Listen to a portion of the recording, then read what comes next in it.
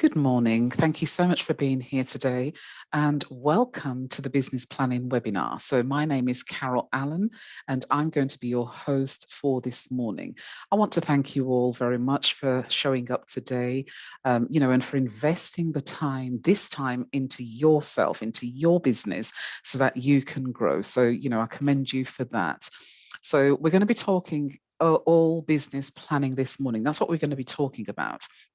So we're going to be looking at cash flow, profit and loss.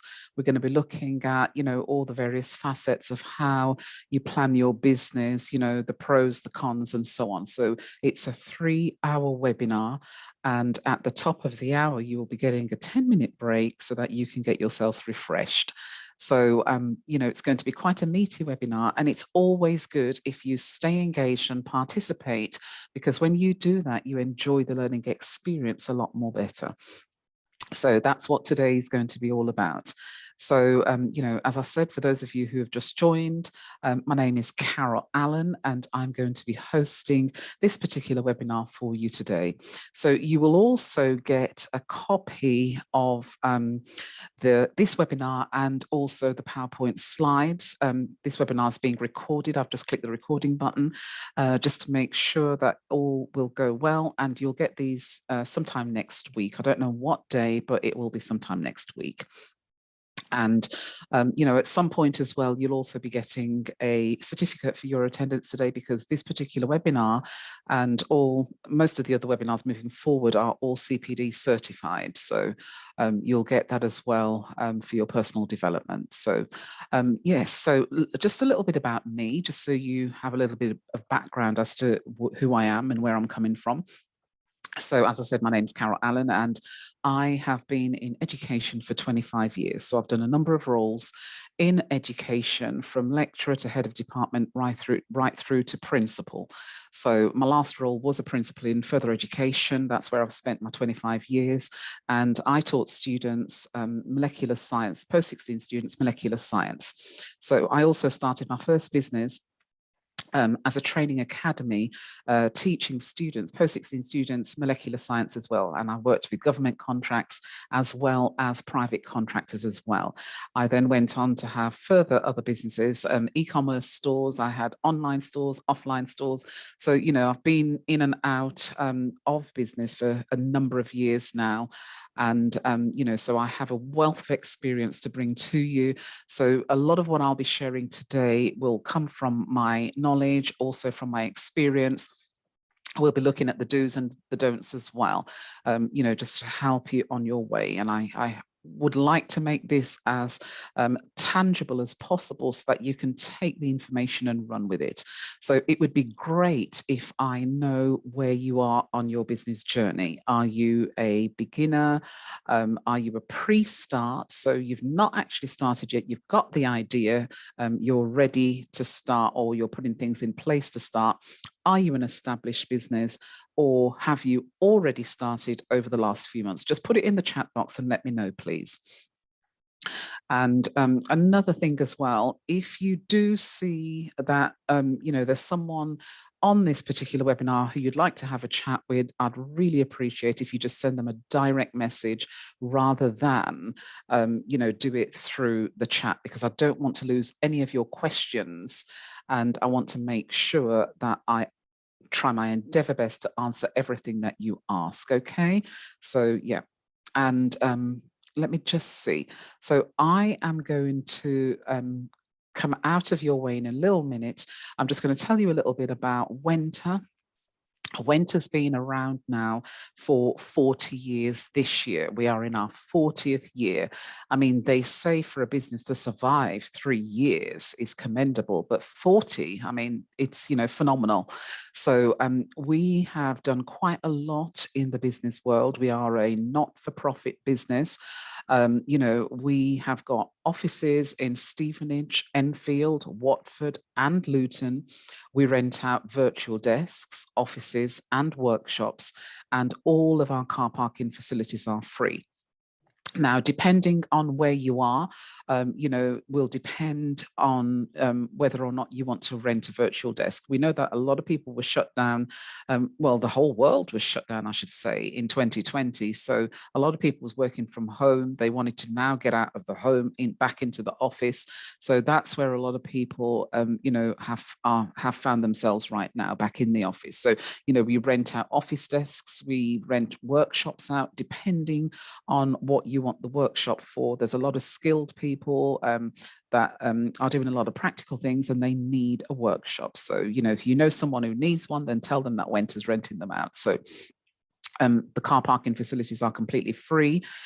We also offer a mailing service as well as a virtual address. The virtual addresses are great if you don't want to, give your home address, which I highly don't recommend that you put your home address on at company's house, or you give it to HMRC if you're starting your business. Use a mailing address for your mail and a virtual address for your business address. The virtual addresses here at Wenta, they cost £13 plus VAT, and that is per month. We also offer free one-to-one Zoom meetings where we do deep dive meetings into your business. And we also offer one-to-one telephone meetings as well, where we do, again, a deep dive into your business over the telephone, as well as these webinars that I'm doing right now. And all of these are completely free. They're free to you, the business owner, because we want to support you in every single way that we possibly can. So, as I said earlier on, you'll get a copy of the slides, you'll get a copy of this webinar. I would strongly advise you to have a pen and a notebook so you can take notes. There'll be lots of information that I'll be giving across today. And, as I said, it's for 3 hours. 3 hours might seem a very long time, but it tends to go so quickly. So, but I don't want you to miss anything at all. And this is why I always recommend that you do have a pen and a notebook. And we are also one of the leading companies in this country that is a social enterprise that is now offering what we call net zero. So if you go over to our website when you get the break at the top of the hour and have a look at net zero, we've launched 2 new products last year, Net Zero for My Business, and the other one is called Savings. So net zero is all about us showing you, the small business owner, how to reduce your carbon emissions in your business once you start your business.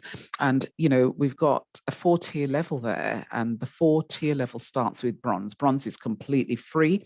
I highly recommend you sign up to that. I don't know how long it's going to be free for, but you will get a badge that you can actually put on your website or your social media pages. And that will signal to, your potential ideal clients that you have got a carbon literate strategy going on in your business. So in the bronze level, we give you resources. So we give you video recording webinars and resources as well, so that you can get to know a little bit more about what net zero is all about. Because last year, our organization took on the challenge of ensuring that everyone in the organization got trained up in net zero. So we are qualified to give you all the relevant advice. Now, there's also a subscription silver level, there's gold, and there's gold plus. These are the paid levels, and these are for small business owners who are, they're already on the journey and they need help, they need support. So, we actually hold your hand and take you all the way through to reduce the carbon emissions in your business. And one of the things that's very attractive about telling people that you are carbon literate or you're working towards it is the fact that a lot of people are very clued up on what this is all about. There's a lot of Joe Public out there. You've got Friends of the Earth. You've got people who are very much into the environment and sustainability. And consumers now are very intuitive because they want businesses that are, that have got a carbon emission strategy going on in their business. So, it's to your advantage. Do take advantage of the free bronze. As I said, I don't know how long it's going to be free for. And we've also got another product that we launched called Savings. And if you click on the Savings tab, you will see that there are 3 bundles. One bundle is called Feel Free, then there's Feel Good, and there's Feel Great. And the Feel Free is free resources, that you can tap into at any time. Feel Good and Feel Great is all about, partners, small business owners like yourself, who we've partnered with in order to bring about a holistic approach to you, the small business owner. So if you're looking for website creators, tax accountants, bank accounts that you need to start. There's a company there called Tide. Anyone who opens up a new bank account will get a £50, offer from them. £50 cashback they give you, which is absolutely fabulous, isn't it? And we've also got, insurance brokers, there's marketing people over there. So go and have a look. It's called Savings. Just have a look and, click there and you will see 3 different bundles that you can tap into. And when you do go through, to use any of their services, you will get a very good discount from them because you're going through the Wenta links. Okay, so that's a little bit about Wenta. So let's, I am going to actually close the shutter now, so you won't see my face, but you will hear my voice. And I'll just go to the chat just to see what some of you are actually saying.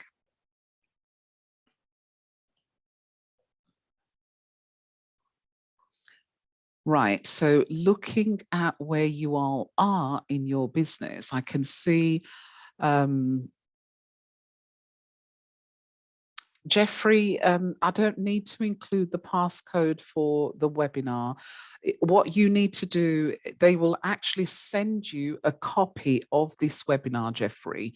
Okay, you'll receive that sometime next week, along with the PowerPoint slides as well. So, okay, so Lorna's saying she's an existing business. How long have you been in business, Lorna?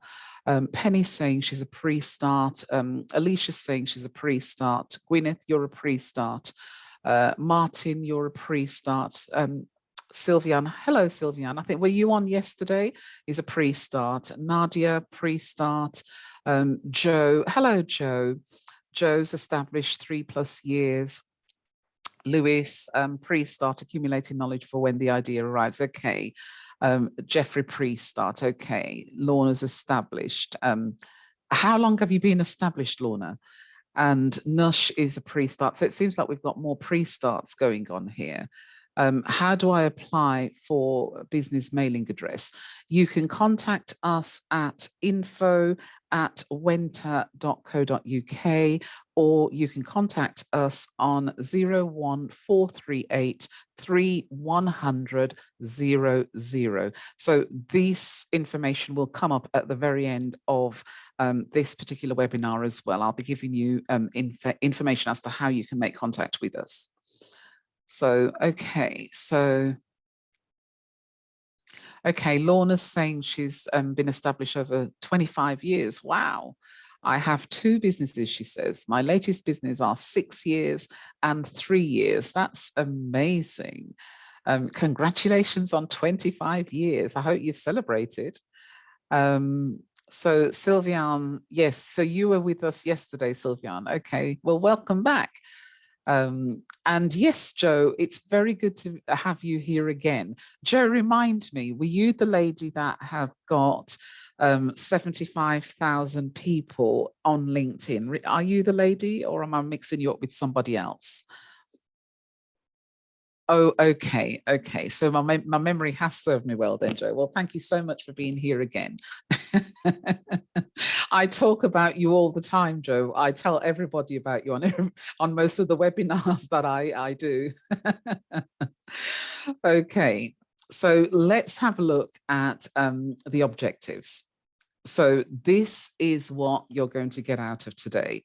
So, you'll come away with a knowledge and understanding of what a business plan looks like and how you set one out. And, the purpose of the business plan itself. We're going to be looking at the the planning process, how we actually plan the business plan. And we're going to be looking at all different types of, risk management and so on. So you hopefully will be able to apply the the different terms and theories that we're going to be talking about today. I try to make things as tangible as possible, because I'm a very strong believer that once you get the theory, you need to then take action and apply it to the practical. And if you don't apply it to the practical straight away, then at least you've got it and you can still use it when you're ready to use it. So, I like to put my teacher's hat on and put myself in the shoe of the student, so to speak, just to ensure that you get the most out of every single webinar that you attend. So you must be able to leave here and say, that was a great learning experience. And, I know now what I need to do. You're also going to be able to manage, well, we're going to be talking about, the business finances and looking at the profit and loss, cash flow. So you'll be able to understand all of that as well. And then, you'll be able to hopefully take that information to be able to interpret it and make it more tangible for your business. So that's what you're going to be learning today. So let's talk a little bit about the purpose and the preparation. This is really, really important. You can't start a business without not preparing. And, those of you who are in business, I'm sure that you'll agree with me on that. So I can see that the majority of you that are here are pre-start. So you're at the very, very beginning of your business. So you're in the right place right now. Let me know what you are selling. You've got the idea or you haven't got the idea. What are you passionate about? If you're not sure what the idea is, what's your passion? What really drives you? Will you be taking this from the point of your expertise? Or will you actually be, starting a brand new business from scratch, something that you know absolutely nothing about? So let me know in the chat box what ideas you've got, so that I know what you're selling. So when we're talking about the purpose, we're talking about, the reason for the existence of your business. So are you looking at the business idea in terms of you're just going to start as a hobby when you're ready? Is that what you're trying to do? Or are you going to consider it to be a side hustle? Or for you, is it going to be a real business where you'll want to impact people's lives and earn a great living from it? So I suppose we could say sack the boss. What do you want to do? Because I know that different people are doing different things in terms of how they start their business. So what's your idea? And I want you to think about, why will what you're doing be so different from anybody else's business? What will you bring that's fresh, that's new, that's innovative? Have you seen something that you've tested or know you can do differently? What are you bringing? So you need to know what the purpose is of the business. And for those of you who have been going for quite a long time, maybe this is a time for you to review and reflect and look at where are you right now? I mean, some of you have been going for a long time, which is, incredible. But, it's always good to look back and review, and so that you can then begin to start strategizing how you move forward. So knowing more about the purpose of your business is going to be very helpful for you to be able to prepare where you want to go next. So this is what we're going to be covering in part 1. Right, so I'm just going to the live chat now just to have a look at what some of you are saying. So Debbie's saying that she's selling aesthetics for older people over 45. That's great. What kind of aesthetics are you selling, Debbie? Is it Botox and, or piercings? What is it that you're selling? So Nadia says handmade art and craft design for printing. Okay, that's amazing. And Penny saying, I am a hand-making crocheted reusable home products from recycled fibers. Okay, so you make handmade products from reusable home products from recycled fiber. That's interesting. And sewing cloths. So you've already got a net zero strategy going on in your business then, Penny, because you're using, reusable home products that's come from recycled fibers. That's very good. So Amanda's saying, my business is to sell a well-being at work program for businesses. It provides a risk assessment method and action that goes beyond personal resilience. Oh, I like that. Into the underlying cause of stressors to reduce stress. Oh gosh, I think a lot of people need that in their workplace, Amanda. Nush is saying main income, motive, graphics for film and TV. Okay, that sounds very creative, Nush. So Raheem, hello, Raheem. Hopefully it will be a good income generating business. So Raheem, remind me, were you on my last webinar as well yesterday? Yeah, it seems like I've got most of my people from yesterday on today's webinar. So that's absolutely amazing. And to be honest with you, because it wasn't, I was not supposed to be doing this particular webinar today. Someone else was supposed to be doing it, but the internet went down. So, I'm here to cover. So it's great to see some of you from yesterday. So Raheem, is it the toaster and the apron? Let me know if it's you. And Gwyneth says, leadership consultancy in education. Yes, Gwyneth. We spoke yesterday. This will be my main income. I will also do it as a side business, and a side business will be personal coaching. Okay, yes. So Debbie Monks, yes, Botox, skin boosters. Oh, that sounds amazing, Debbie. Right. So Jeffrey's saying an amalgamation of services, including travel, transport, and storage, air, seafood, rail, commercial, maritime, shipping, ferries. Okay, there's a lot going on there, Jeffrey. Jeffrey, were you on my webinar yesterday? There was a Jeffrey on my webinar yesterday. Was it you? And Joe says, I'm a business mentor and run virtual assistant services. Yes. Raheem, yes, I was. I'm the lady with the new toaster design. Okay, I remember. Okay, and Martin says, property development project management consultancy. Okay, that sounds very interesting. To give small investors a second opinion to help them avoid costly mistakes. Oh, that will be very, very good for them. Oh, Jeffrey says no. Okay, so yes, there was another Jeffrey on yesterday. That's why I thought it was you. So Lorna says business and personal development consultancy services. Very interesting. So some of you are offering services and some of you are offering products. So that is absolutely great. So thank you so much for that. So let's continue to move forward. So let me just quickly take a drink. So I'll just give you a moment to read this.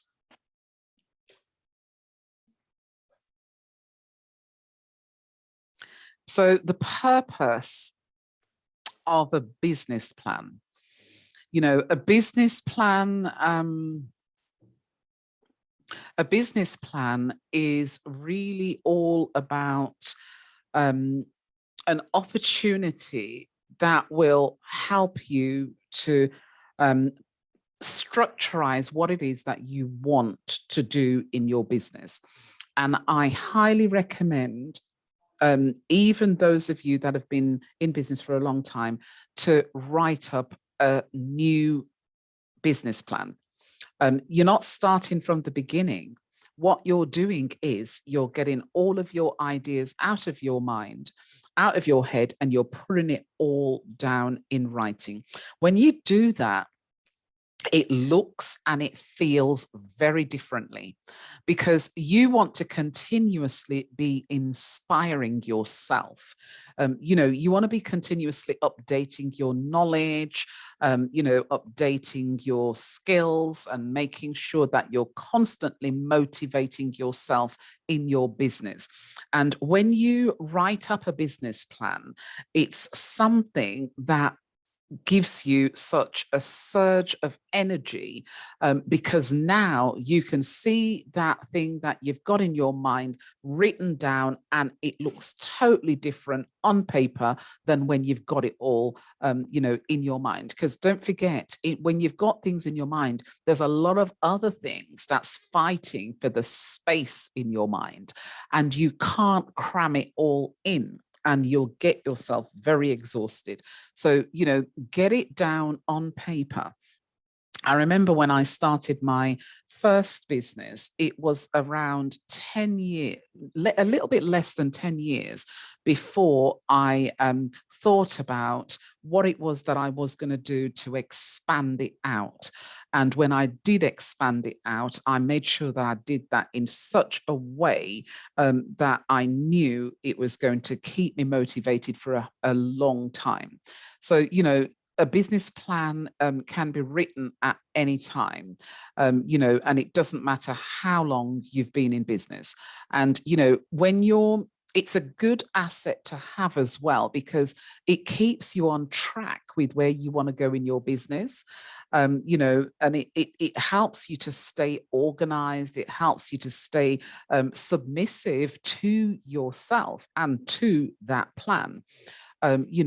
So a business plan helps you to be able to get your vision more focused, because as a small business owner, I'm sure you have a vision for your business. You know exactly what the end goal is, because people start a business for a particular reason, and everybody's reasons are different. So it's good to plan and structure what you're going to do. And when you're going for loans or grants or anything like that, one of the things that they require is a business plan, because they need to see exactly what it is that you are saying you want the funds for. So, but I always recommend that you do a business plan at the beginning of your business, in the middle of your business, and sort of every 6 months, so that you're continuously growing and continuously keeping yourself on track as to where you want to go. So a business plan is going to help you to identify any red flags. It shows you whether you're going to run out of money or not. It also shows you whether you've got a viable business or not. It's going to clarify for you, where you are now, if you've already started, and where you want to get to. That's what it's going to do. So it helps you to be able to set your goals, and identify exactly what you need to do. So you can almost call a business plan a sales document, because that's what it is. It's showing you the way, the flow of money, and what you're going to be doing in your business is going to go. And it's not something that's set in stone. You can actually change the content of what you've written down. The most important thing is you've got a plan. So let me just go to the chat. Someone is saying something. So Lorna's saying, I agree, vision, goals, focus, structure, accountability. Absolutely. Absolutely, Lorna. So Raheem is saying, Raheem, are you having a conversation with Jeffrey? Send Jeffrey a direct message to his name.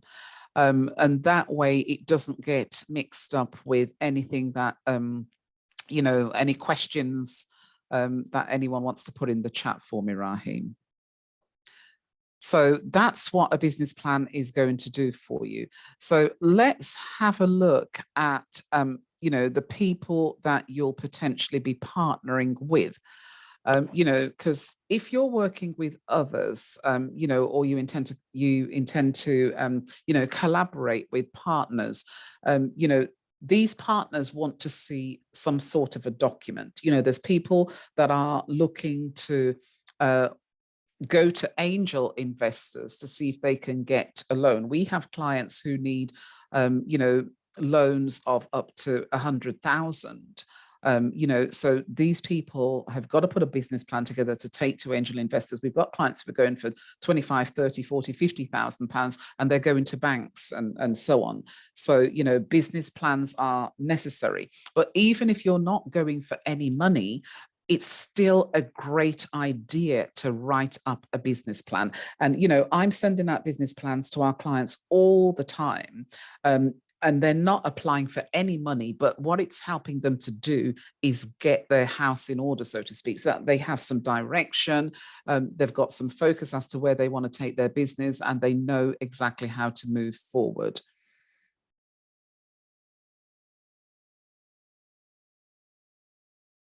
So that's the reason why, looking at the different kind of audiences that you'll be dealing with is very, very important. And, another thing as well, if you, when you go to the bank, I remember when I wrote up my first business plan, don't assume that they don't read it, because they do. They read every single thing word for word. And they make lots of notes and things like that, so that when they come in, when you go into, speak to your bank manager about getting a loan, they know exactly what they want to ask. And sometimes they will ask one question in several different ways, just to make sure that you are fully, grounded in what you're saying you want to do in your business. So it's a great way of making sure that if you're bidding for any funding, I know we've got clients who are starting social enterprises and charities, and they too need to write up business plans because they are going for huge funding. So it's a great way to consider who your potential target audiences are going to be when you're moving forward in your business. So let's talk a little bit about the SWOT analysis. And you've all seen, well, I'm assuming that you've all seen a SWOT analysis. The first time I saw a SWOT analysis, it was at university. And, looking at it today, it's so true to itself, because it's a good way of looking at where not only your personal strengths, but your business strengths lie. It's a good idea to look at the weaknesses, look at the opportunities and any threats. And, think about your business. And this was something that, a lot of people didn't do during COVID. A lot of people were very comfortable in their businesses, and they didn't really consider that anything like COVID would happen to shut the whole country down. And businesses that were in a very strong position, they survived.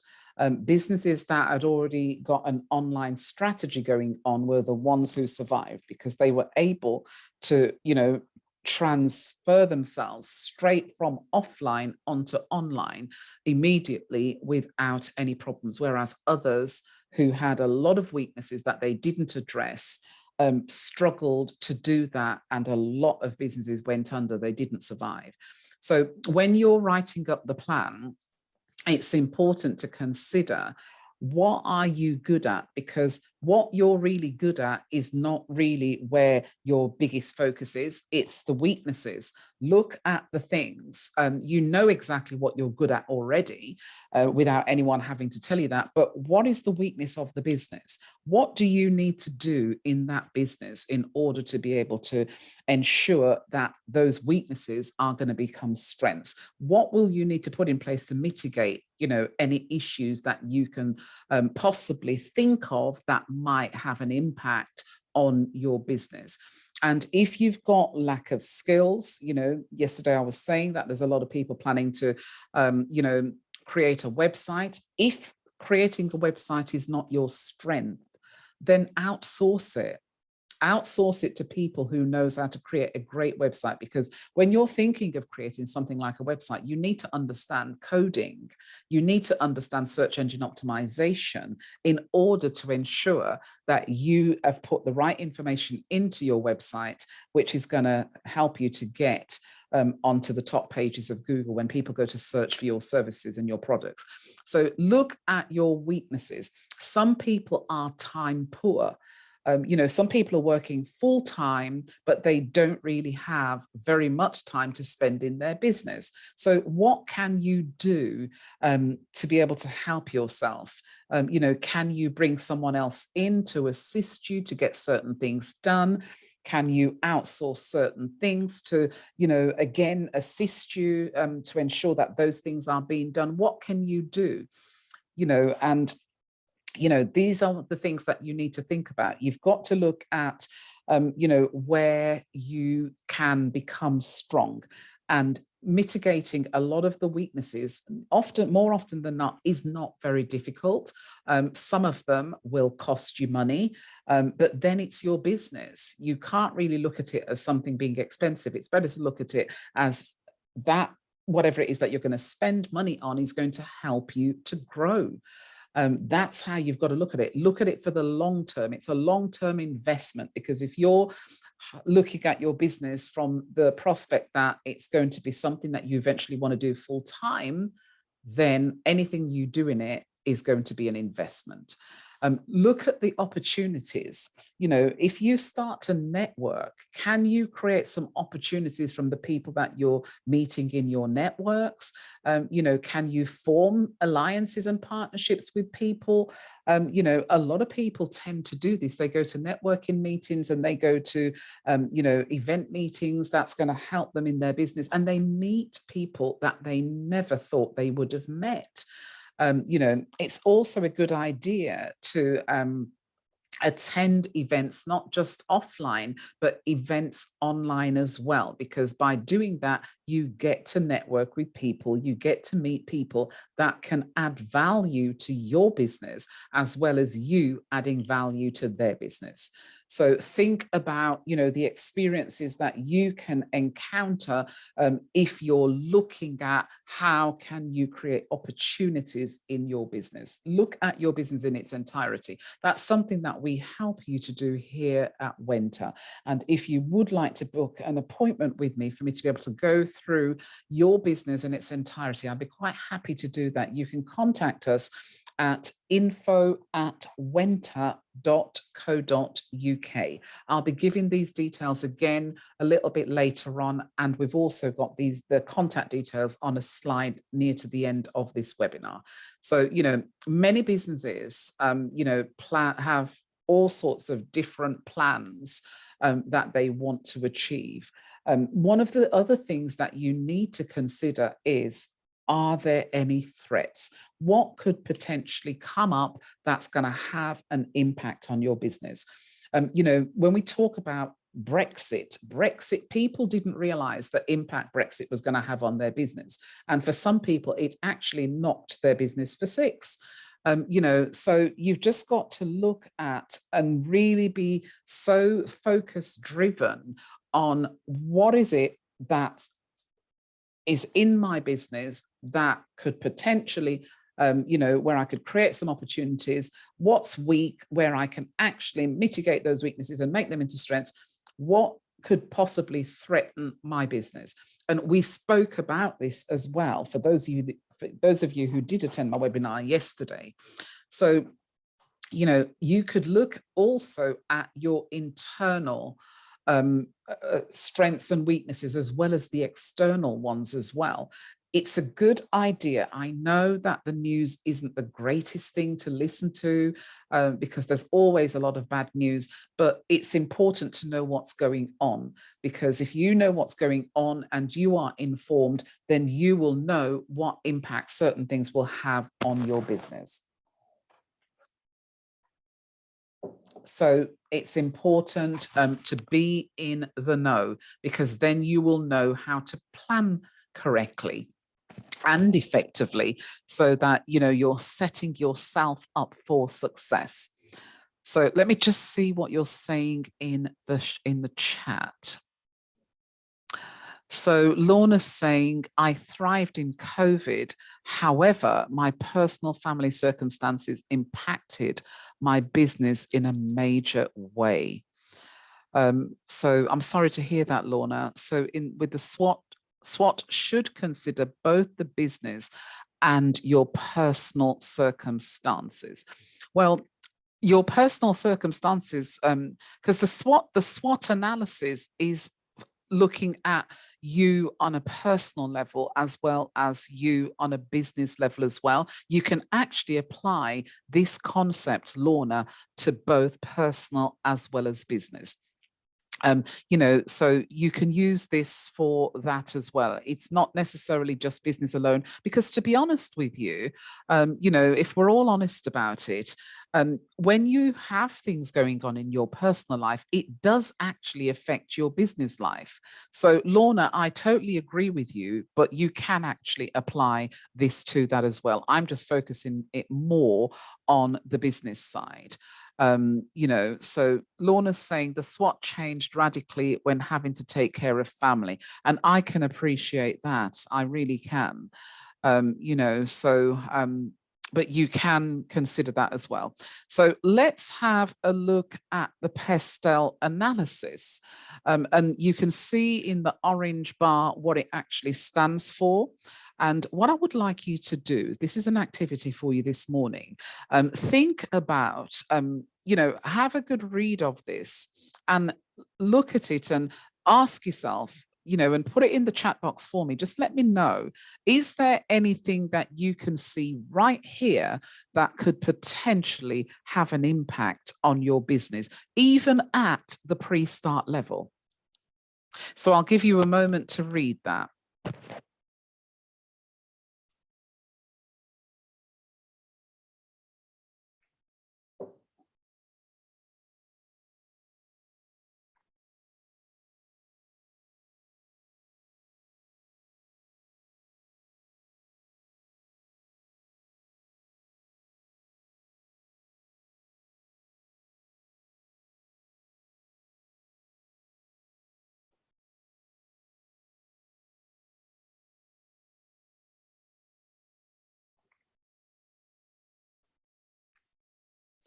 Okay, so it's a good idea to brainstorm this before writing up your business plan, and you can jot it down on paper. What do you think would actually affect you in your business moving forward? Lorna was just sharing that, personal circumstances had an impact on business, and it does, it really does. But what can you actually see here that could potentially have an impact on your business? Yesterday, one of the things that I pointed out when I was delivering my webinar yesterday was disposable income. Can anyone else see that that could potentially be a problem, whilst you're actually getting the business set up? Or have you got, a surplus of disposable income and it won't be a problem for you? So what can you see here? Do you think that would become a problem? Because this pastel analysis, it's a model which categorizes all the different influences which may impact your business and your customers, and even, the competitors who you're competing against. So you've got to be in the know. You need to stay on top of what's happening in the world, and how this may have a knock-on effect on your business. You need to know. And and these are the kind of things that when you go for loans and grants, they want to make sure that you have covered every aspect, of wanting to start this business. They will ask you all kind of questions, and this could potentially be one of the questions is, that would come up where, what do you think could potentially affect your business in the future? It's something that you need to know. So Gwyneth is saying political due to reduced funding for schools outside of an academy. However, most schools will have some available funds due to not being able to employ experienced leaders. Okay. So Penny's saying disposable income could definitely impact me, even though long-term our products would save people money. Right. Okay. So, and these are things, that you need to be aware of. when you're planning your business, you've also got to plan what could potentially happen. I remember when I first started my business back in 2006, I had a disposable income at the time of £10,000. And £10,000 back then was a whole lot of money. It's not a lot of money today, but it was back then. And, fortunately, I didn't need it. One of the reasons why I had it was because when I was, when I did my business degree at university, one of the things that they said was, if you're going to start your business, you must always make sure that you have enough money to cover you for the next 3 to 6 months, just in case anything happens. So that was always kind of edged in my memory, that I needed to make sure, that I had this money. And I ended up not needing it because I ended up making a profit in the very first month of starting the business. But it was good for me to go through this exercise and to look at, whether or not there's a problem that I could potentially foresee. When you can foresee any issues that could potentially have an impact on you, you can always put something in place to mitigate it. So that's why this kind of template and model and the concept of the pestle is very good for you to consider.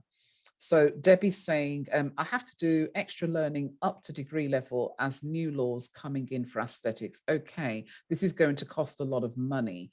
So will you be, is it a long-term course, Debbie, that you'll be doing? Is that going to, because it's obviously going to cost a lot of money, but then it's like I said, just a few sentences ago, look at it as an investment. It's a long-term investment, and you'll eventually get that money back as you sell those aesthetic services. So, and another thing, when you are highly trained in what you do, Debbie, it sets you above your competition. You've got another string to your bow that you can charge extra for. So, that's why I say look at it as an investment. So Lorna's saying, I started with zero. Let me go back to Lorna. I started with zero finance and an opportunity. I really recommend having money behind you. I do as well, Lorna. I really do. I speak to a lot of people, that have started their businesses, and within the first year, they've run out of money. And that's a problem, because it's not that the idea was not a good idea. It's the fact that the money wasn't there to keep the idea growing. That's the thing. So you do need some money behind you. I can't stress that enough. And, if now's not the right time to start, then get the money behind you, get yourself in a really strong position before, you move forward with going into the business, because you don't want to start and then think, oh my gosh, I'm near to running out of money. And this is why I think having a business plan is an absolutely fabulous thing to do, because it will show you, you will demonstrate theoretically at what point will you need to bring more money into the business, and whether you're going to run out of money or not. This is why I say it's great to get it out of your head and put it on the paper. So Debbie's saying, yes, that's very true. So Amanda's saying, copyright is the key for me because my product is pure IP. Right, okay. And Alicia's saying, recession is affecting customers' disposable income, buying into services and products. I'll agree with that to a point, Amanda. I'll agree with that to Alicia, sorry. I'll agree with that to a point. But let me say this, although we are in a recession right now, not everybody is in recession. And what do you mean by that, Carol? Not everyone is broke. Not everyone is skinned. There are still a lot of people out there that have got very deep pockets and they're still spending today. I'm not saying, that there aren't people out there that don't have very much money and they're on low incomes and they're experiencing difficulties. Yes, that is happening right across the country and it's painful.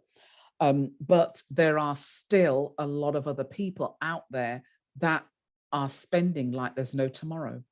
So those are the clients that you want, Alicia. You want those that are recession proof, who aren't broke, who can afford to pay for your services. Those are the people you want to be targeting.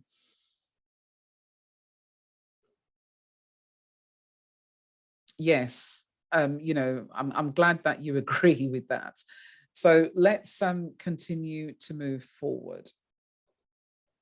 So let's talk a little bit about the market research because, most of you here are at pre-start level and market research is the most important thing to do when you're just starting your business. It's also a good idea to do market research when you're a few months and a few years into your business as well. Because in order for a business to grow, you've got to continuously look at the business, research what's happening, decide on a vision for the business, have a plan set of goals for the business so that you can continuously move forward. So market research is going to take a big part of that. And, marketing itself is the root of and the heartbeat of the success of any business. You've got to be able to market, even if it means you just, some people's marketing is very simple. Some people, get their businesses from word of mouth. Other people have to spend something in order to get themselves out there. For some people, it's the fact of you becoming visible online where people can actually see you and grow your business organically. I know a lot of people who've grown their businesses organically. My ex-coach, she runs a multiple six figures and she's heading towards seven figures now, and she's grown that business organically. So if you've got a really good following, your following are the potential ideal clients. They're the people that will buy your products and services. Then you getting yourself in front of them and put in your content and your offers in front of them, should work really well for you if you have a large following. But it's all about building relationships. It's all about getting to know people. It's all about understanding what they want. What are their needs? When you really understand your potential ideal client, you will understand exactly what they need. If you are working, and I say this on every webinar that I deliver, if you are working from a place of this is a brand new business, I've never done it before, it's my first time venturing into this, get to know the industry, get to know the ideal clients that you want to attract, get to know what their pain points are, get to know exactly what they want. Because if you don't spend the time in getting to know, then I'm telling you now, you are not going to get the results that you want. And I say it on every webinar that I deliver, because it's very, very important. You cannot start a business on a wing and a prayer and hope for the best.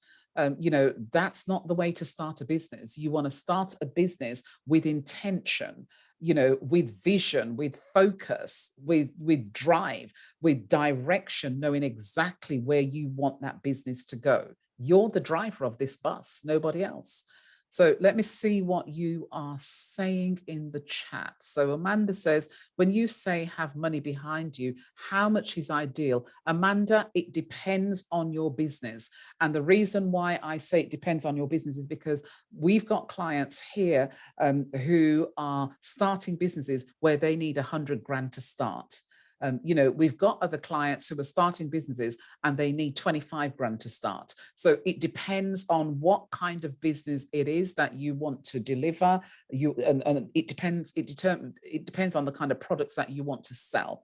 So, it's not a cookie cutter that fits all. Everybody's backup disposable income is going to be different. If you're starting something that's quite small, let's say you're starting like a little, nail salon, something like that, maybe what you need right there is going to be smaller than someone who's going to be starting, a vet's clinic. Do you see what I'm trying to say? It's different for everybody. So Joe's saying she grew organically. Yes. And, I know a lot of people that have done that and they're doing very well. They're making a mint. Jeffrey's saying, how do I know when my business is going to be viable? When you're in profit, Jeffrey, when you start to see that everything that you have coming in covers everything that is going out, and you have money left over for yourself. That's when you know you have a viable business, Jeffrey. So Joe's saying, so agree with you, Carol. Amanda's saying, yes, this is my first time and I'm just not sure how to start doing that. How do I go and get to know them? Right, so that's a very good question, Amanda, and thank you so much for asking that question. You can get to know your ideal clients by joining groups with where they are. You have groups on LinkedIn, you have groups on Facebook. Get into industry specific groups. So depending on what you're selling, get into those groups as to where they are. See what people are complaining about. People will never stop complaining. And, you will see what they're talking about.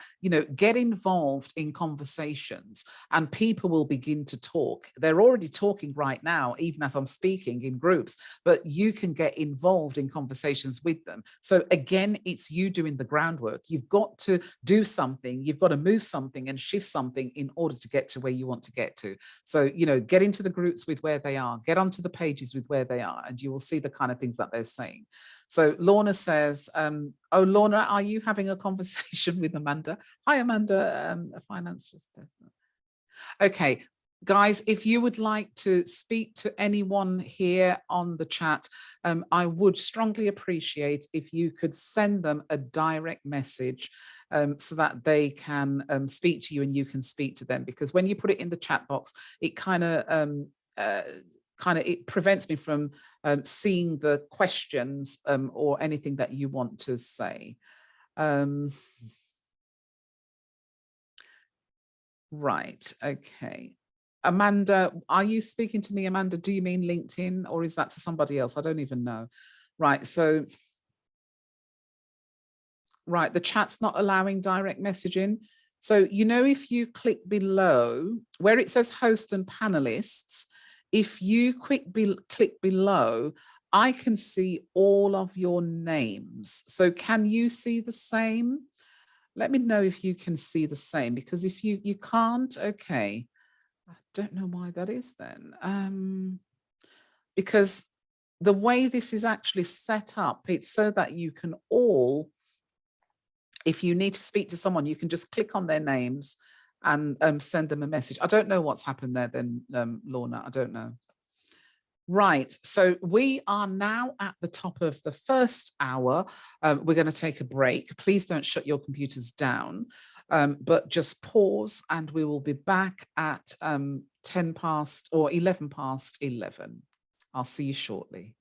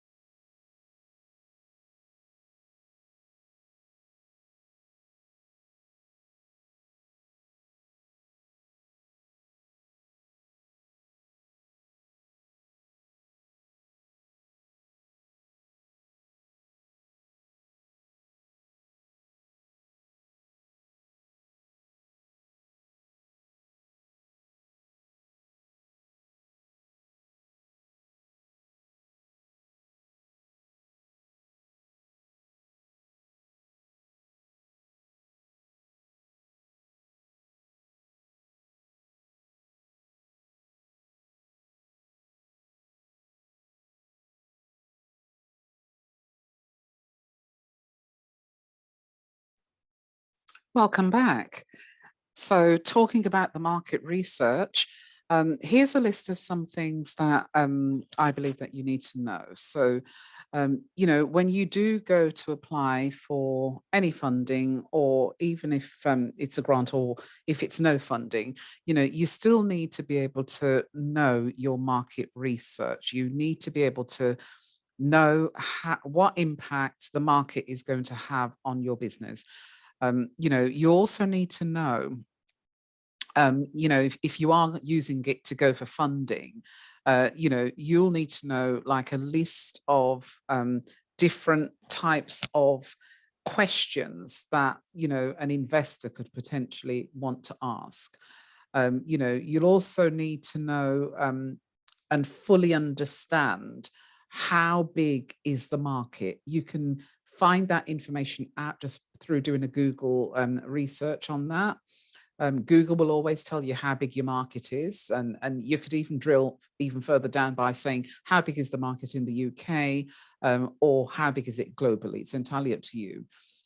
Market research, it helps you to identify as well who your competitors are.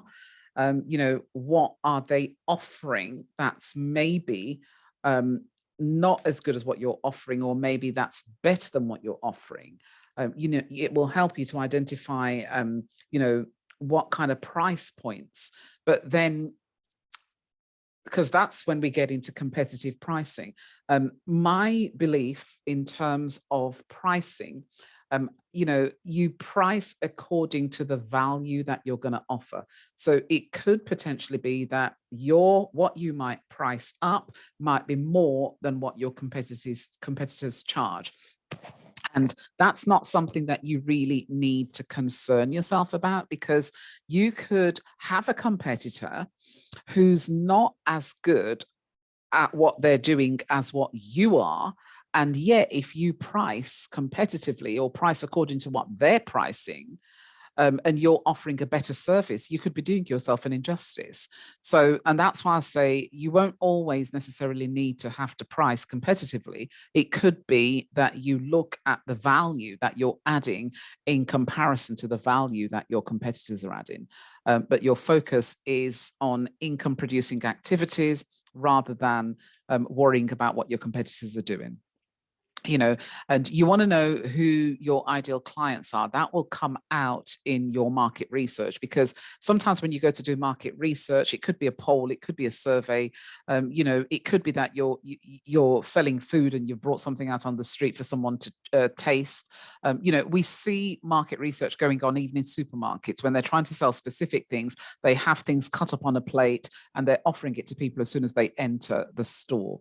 So, and you've just got to decide, who that customer is for you.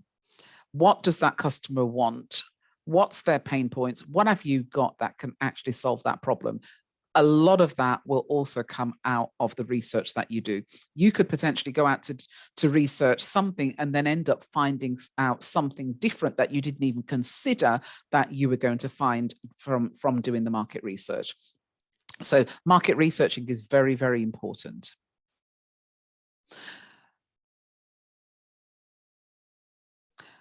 Right. So Amanda, the groups that I was referring to are Facebook groups, industry-specific groups. Any group that deals with the kind of industry that you are in.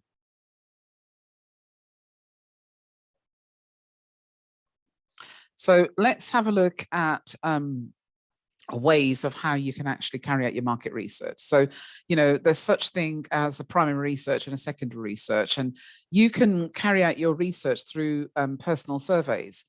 When I first started my first business, I carried out my research through surveys.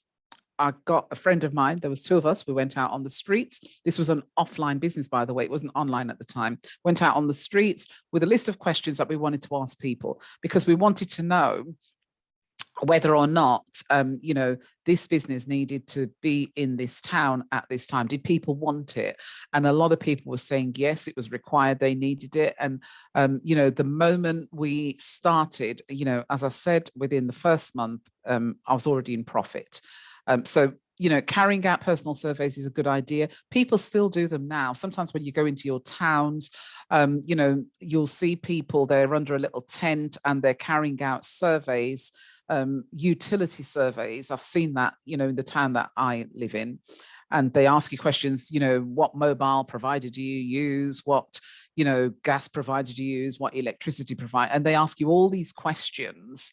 So personal surveys are good, but what I would say is don't make your questionnaire too long, because, on a Saturday, if you approach someone and they just really want to have a chill out, relaxing day, they don't want to be bombarded with lots of surveys. So think about, the day that you go out on your surveys, to do your surveys, it's always better to do it on a busier day.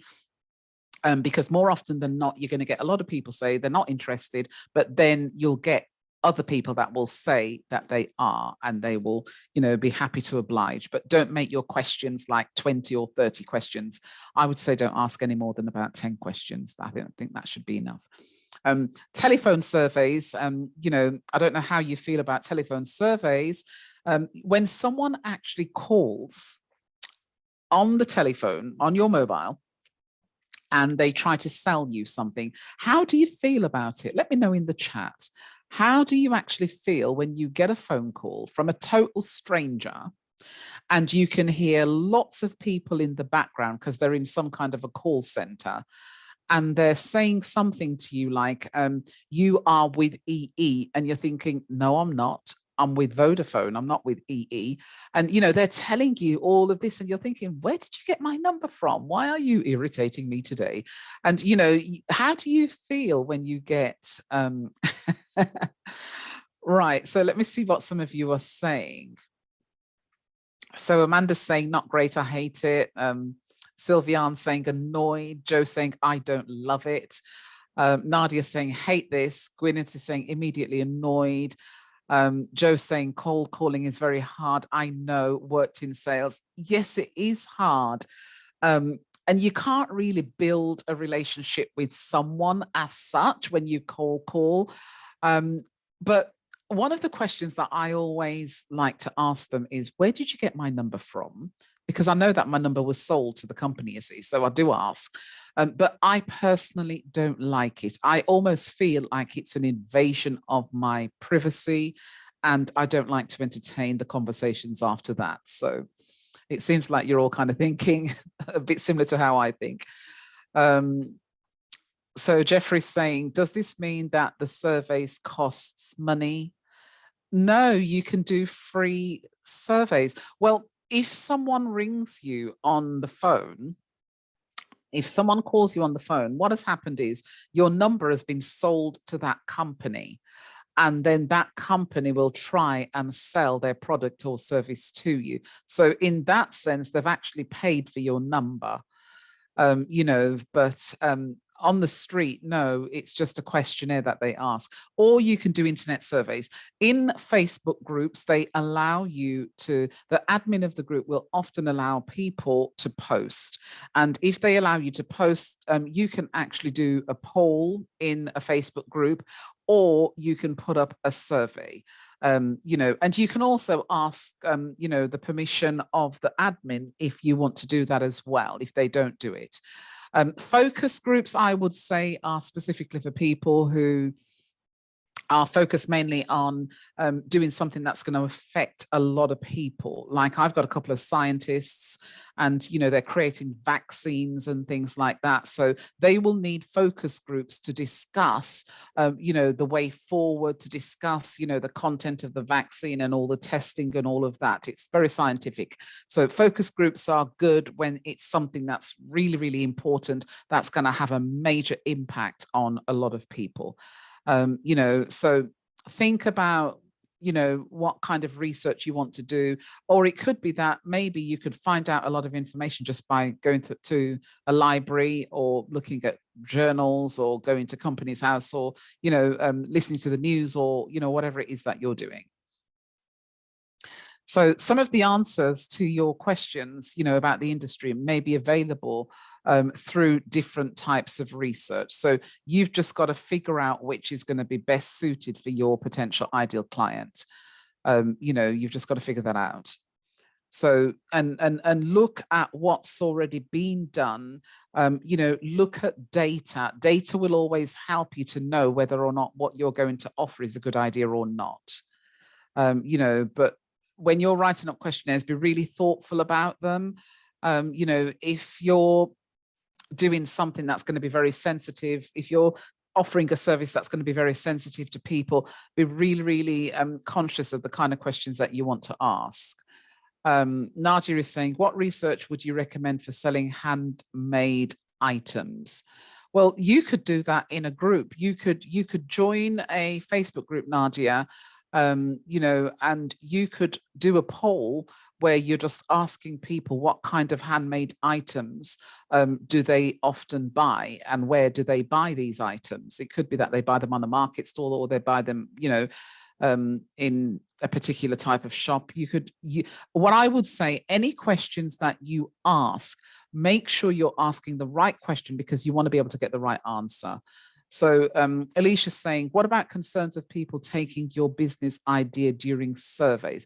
I wouldn't worry about that at all, Alicia. No, I don't recommend non-disclosure agreements. People are always taking bits of people's ideas and applying it and putting their own spin on it. And I don't see anything wrong with, because to be honest with you, if I'm to be honest with you, Alicia, anything that anyone does today, it's all been done before. So, we've all kind of mixed up each other's ideas and taken bits and pieces of, lots of people copy what Apple does. When you look at a lot of the other companies, they copy a lot of what Apple does. They copy a lot of what other companies does. When you look at all the sports people, the sports companies, a lot of them are copying each other with what they're doing. So, you can't stop people from, I wouldn't worry about if people are going to take the idea at all. That wouldn't bother me at all. So Lorna says, you are unique, so your idea may be similar to someone else, but your approach and your values are your own unique selling point. Exactly. You don't need to worry about your competitors, or anybody stealing your ideas, because it's coming from you. So yes, I totally agree with you, Lorna. Let me just see. Okay, I can't see any more at the moment. So let me just continue to move forward. Right, so talking about the templates, some templates are one-page templates, some are more than that. If you're going for loans and things like that, depending on how much you're going for, you'll be expected to produce a very comprehensive business plan. If you're going for something small, then they might just ask you to produce a business plan that's going to take you up to 3 years. Or a cash flow forecast that may take you up to 3 years. It just depends on what they ask you to do. So some plans are going to be one page, some are going to be multi-paged. So, everybody's going to produce a different kind of business plan. If you're going to an angel investor to get funding, they will want to see a very comprehensive plan. So we've already taken our break. Let's talk about writing up your business plan. And this is what we're going to be covering in part 2. So the business plan itself, we have what you call the executive summary. And the reason why the executive summary should always be done last, a lot of people think that you do it first, but you don't. You do it last. And the reason why it's done last is because it's a summarized version. It's a summary of everything that you've written in the business plan. So you take key points out and it goes into the executive summary. So that's why you fill that in last. And the reason, another reason, why the executive summary is there is because investors, they like to go straight to the executive summary in order to give them a brief synopsis of what your plan is about. It saves them time reading everything, although they do read everything, but they go straight there first. And then when they see key things, that's when they start to go through the plan to see if the plan makes sense. So these are just the sections that we start with. So this is what the Wenta business plan looks like. I'm just going to take you through the points. The first thing that we do is we have the executive summary. Let me know, can you see that? Let me just go back. Can you actually see this? So let me just zoom in on it for you. Is that better for those of you? Right, okay. Okay, great. So this is the executive summary information. And again, this is the Wenta plan, and not all plans are going to look exactly and be laid out like this. What we ask you for in the executive summary is a description of any products and services that you're going to provide. That's what we ask you for. So, you know, you will need to identify what you are going to be offering. What are you selling? Then we want to know, what do you hope to achieve? So again, you know, give 3 objectives. So, you know, in year 1, we hope to achieve X. In year 2, we hope to achieve Y. In year 3, we hope to achieve Z. You know, and then look at what will make you better than your competitors. And think about this question carefully, because again, you will know from the market research that you're carrying out what you will be offering that will have a different spin on how your competitors are offering the same kind of service. You know, it's coming from you. What is it that you're going to be doing that's going to be different that maybe your competitors are not currently doing? Because there's always room for improvement in every single business that's out there. Then you need to look at the location. Are you going to be working from home? Are you going to be renting a unit? What are you going to be doing?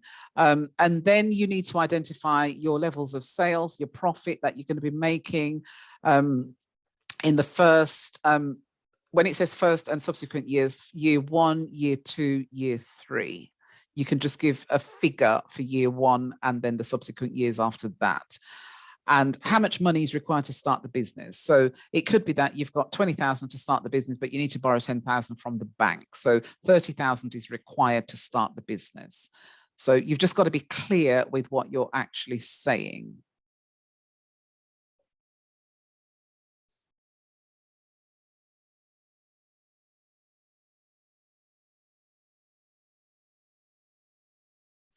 Yeah, if you, Jeffrey's asking if you can research business plans, finance projections, cash flows, forecasts.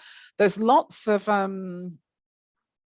there are lots of books in the library, Jeffrey. I don't know if they will actually lend themselves to be as specific as to what you're saying. I would go on Amazon or go on Amazon, the Kindle version of Amazon, and you can download a lot of these kind of books for 99p. You download them on, you know, on a Kindle or offline, and you can pay for them for 99p, Jeffrey. There's lots of authors over there on Amazon that have written books on finance projections, cash flow forecast, managing growth, and so on. Okay, so we've also got a webinar on these kind of things as well, Jeffrey. So you can contact the Business Advisory Office at info@wenta.co.uk and ask them for a list of the different webinars, because we do finance webinars, we do managing growth webinar. In fact, I'm delivering a managing growth webinar tomorrow. So maybe you might want to join that. We do marketing webinars as well. So yeah, we cover quite a lot of this anyway. So let's have a look at number 2. Let me see if I can zoom into that. Okay, so another thing that we like to ask is the background. We want to know what the background, you know, of the business is, and you yourself. So we need to know the background of yourself or a business partner. You don't need to enclose a copy of the CV. Some companies do ask you to. We've got it written there, but we don't necessarily focus on that because we the way we look at it is the entire business plan is your CV. So then we ask you to look at the business history. We just want to make sure that you're thinking about what you're doing. So look at the proposed business.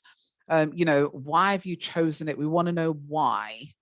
So you've got to have a reason why this business.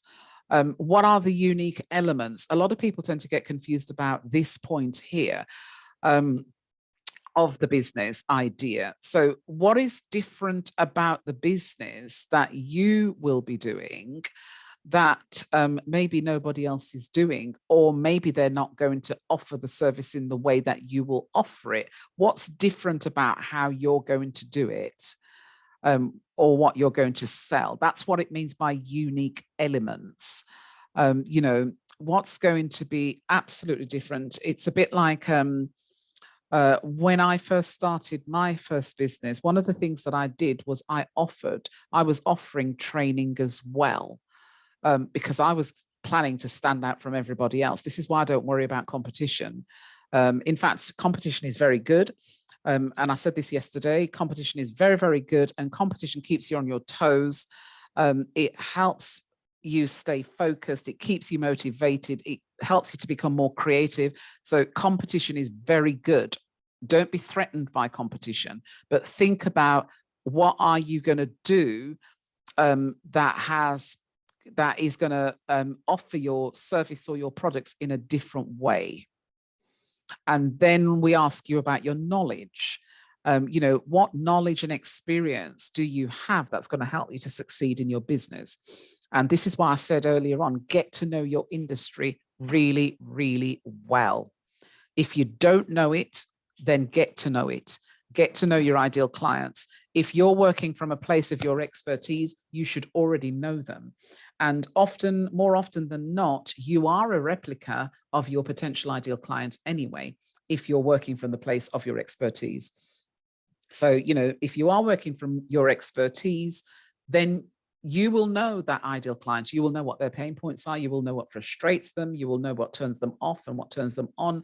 You will know exactly what they want right now. If you're working with busy moms, you know what busy moms want. You know what they need. If you're working with people that are over 50 and, that's your ideal client aesthetically, then you know what people over 50 want. They want to look younger.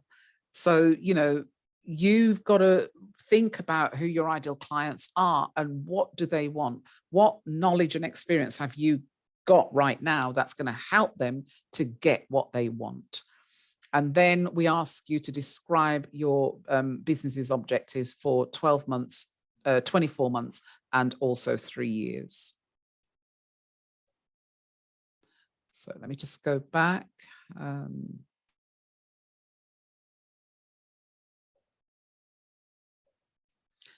So another thing that we do, we want to look at the product and the service, and you can see how detailed this is as I'm going through it. So you need to explain, when it's asking you to give a description of, it's asking you to describe something. It's a doing word. So describe what your products are that you're going to sell, describe the service that you're going to be providing, and get into the detail of it. So Alicia's saying, is 5-year projection necessary or 3 years is enough? 3 years is enough, Alicia. They don't often ask you for 5 years. They would only ask you for something like 5 years if you were going for a whole lot of money. Let's just say you were going to go for 100 grand. Then they want to know what you're going to be doing over the next 5 years in order to turn that 100 grand around, and so that you've got enough money to pay them back. So they would ask you for that, because it would take you more than 5 years to probably pay that 100 grand back, or it probably might not. You might make a lot of money in the first year. So it just depends on how much money you're going for. So describe what your products and services are that you're going to be providing. Look at your pricing, and there's lots of different ways of how you can price. You can do competitive pricing, like I'd explained earlier on, where you're looking at what everybody else in the market is charging, and then you can probably slot yourself somewhere in there, maybe around the same price or maybe slightly higher, or maybe slightly lower. Going slightly lower doesn't get you more clients. So I'll tell you that now. So some people do what we call competitive pricing. Some people are going to do a premium pricing where they go for the top level. In my businesses, I've always gone for premium pricing, and it's because I don't have the time to charge really low prices because it takes too long to make money. You need hundreds and thousands of people to buy your products when your prices are very low. When your prices are much higher, and to be honest, it's not everything that you can charge premium price to. Let me say that now.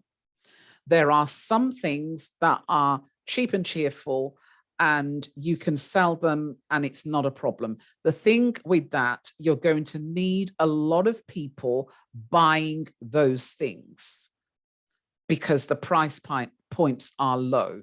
But so not everything is going to warrant a high price. What I used to sell did warrant a high price, because even when I was coaching, my prices were high premium prices for my coaching programs. I could do that because the industry reflected that. The value that I could offer to the people that I was working with was life-changing experiences. So then I could charge a premium price for those. So the value, you've got to look at the value. Does the value match the price? If the value doesn't match the price, then you can't just go in and charge a premium price. The value's got to match it. In other words, what you're offering has got to match it. You understand? So it's a little bit like saying, you're going to buy a Mercedes car. If you're going to buy a Mercedes car, it's going to cost a lot of money because it's a high value car versus a Skoda. If you're going to buy a Skoda, it's not going to cost you the same kind of money as what a Mercedes would, because a Mercedes is a premium car, whereas a Skoda is a budget value kind of car. So the value has got to match the price. So I hope I've kind of made that quite clear for you. So, but it's a good idea to look at what the kind of prices are in the market. And let me just share a quick story with you on the pricing before I move forward. I go to a particular lady who does body massages, and she started her business 3 months before one of her competitors literally set up across the lane from where she is. So in this lane where she is, she's on one end of the lane and her competitor has set up across the other end of the lane, right across from her. Now, her competitor's shop, salon, I should say, it's a massage place. It looks beautiful. They've spent a lot of money on it, and it's larger than the place where I go to. Now, where I go to, she's constantly busy. You've got to book way in advance to get in. She's very, very busy. And she's also put her prices up as well. She put her prices up within the first 3 months of starting her business. Very quick to put the pricing up, but she did. And her competitors across the way are struggling to get clients.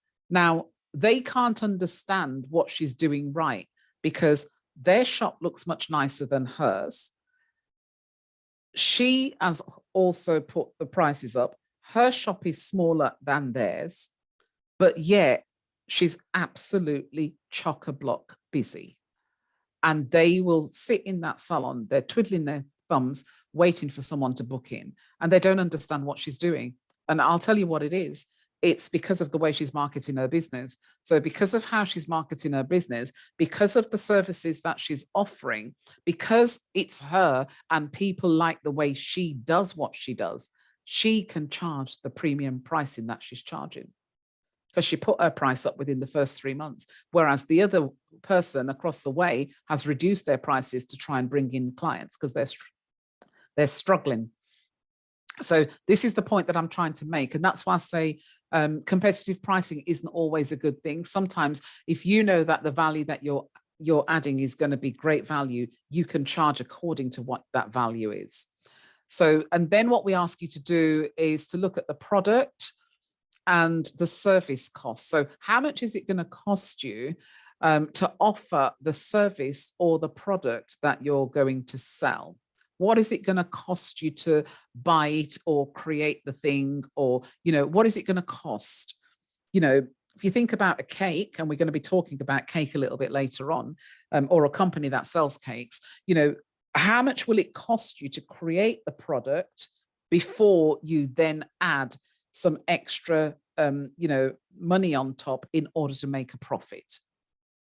So it wants the details.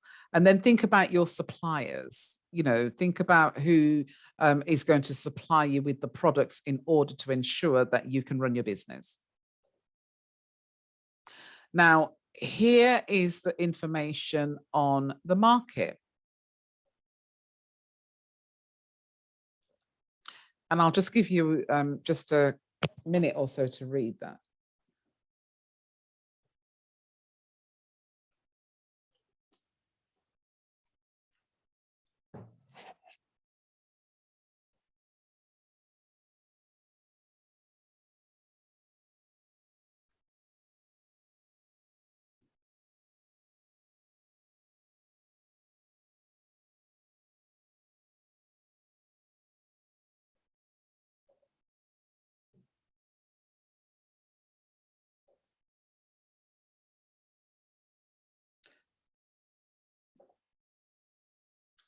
Lorna, I've made the text as large as I can possibly get it. Are you on a desktop or a laptop, or are you on your mobile phone? Because it won't come up any bigger, because it only allows me to enlarge it once.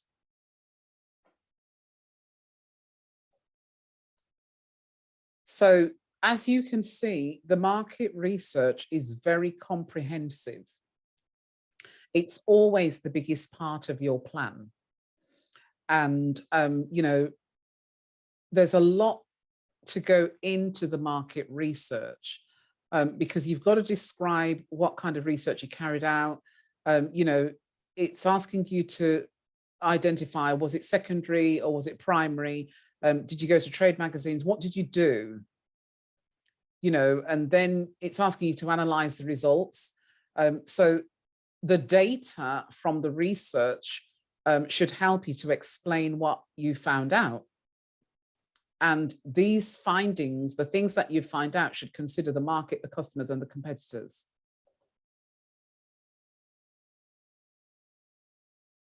Yes, Jeffrey, it is how to prove whether there's a demand for the market. Yes, it is.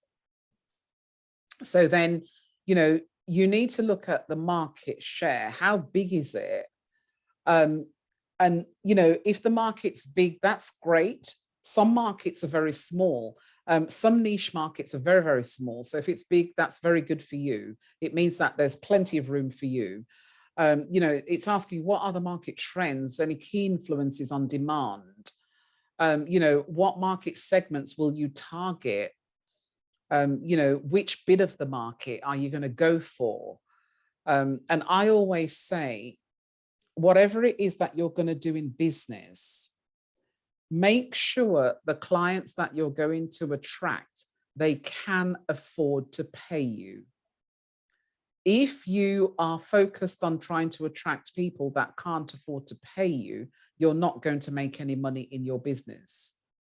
So always look at, ask yourself this question: does the group of people that I would like to have as my customers, can they afford to buy the products and services that I want to sell?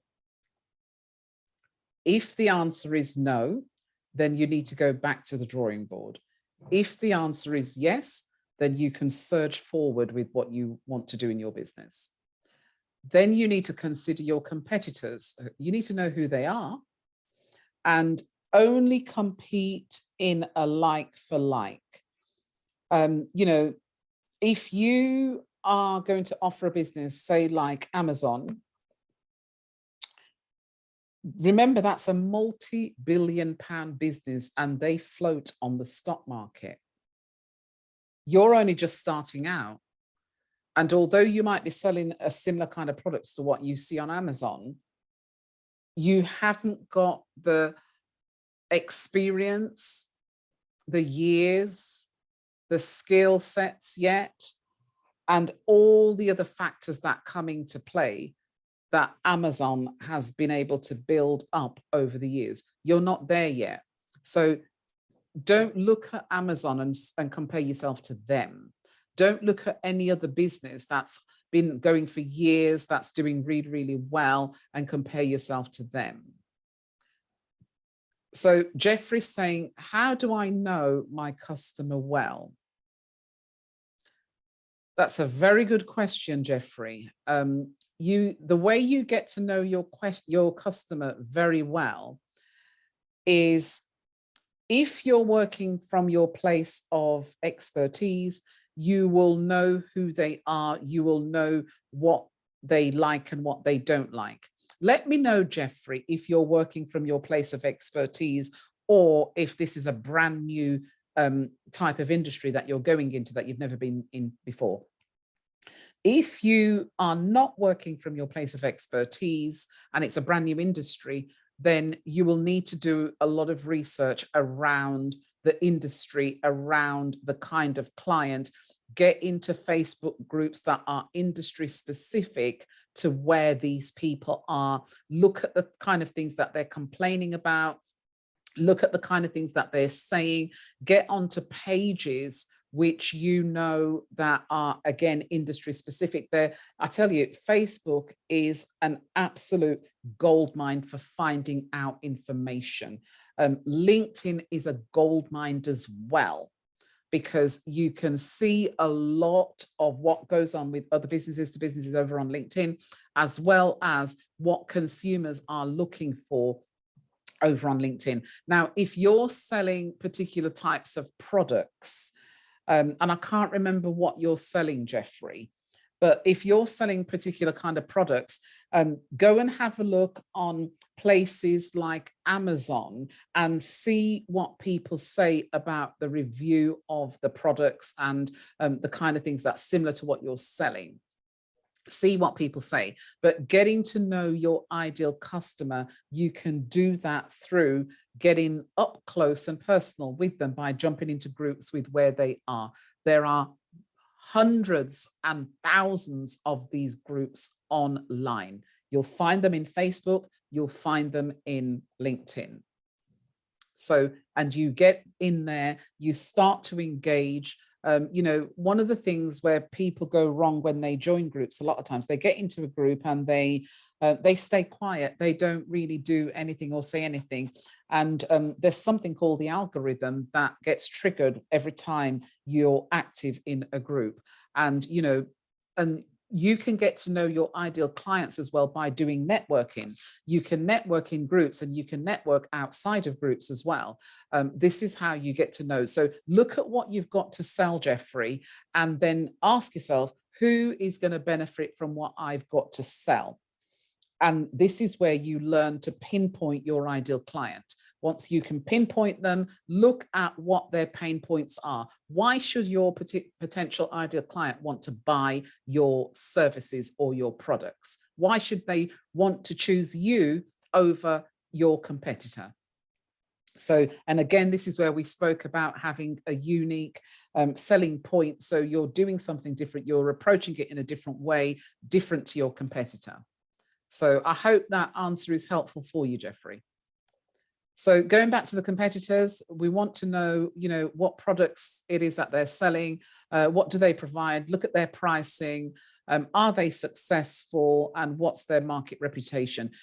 Using Trustpilot is a very good way to look at what your competitors, what people are saying about your competitors. Trustpilot will tell you, look at their website, look at their testimonial page, look at their social media page, look at Google and see what Google is saying about them, because lots of people put things about your competitors on Google. So let's talk about the marketing plan before we move on to the next sections of the business plan. So, look at the results of your research, identify who the market is, what are you going to choose in order, and how are you going to promote your business? Are you going to do it through a website? Are you going to do it through social media pages? Are you going to do it through paid advertising? How are you going to do it? You're welcome, Jeffrey. So how are you going to do it? And you've got to have a plan. And this is what we're talking about. Everything I'm talking about is the plan. So let's continue to move forward.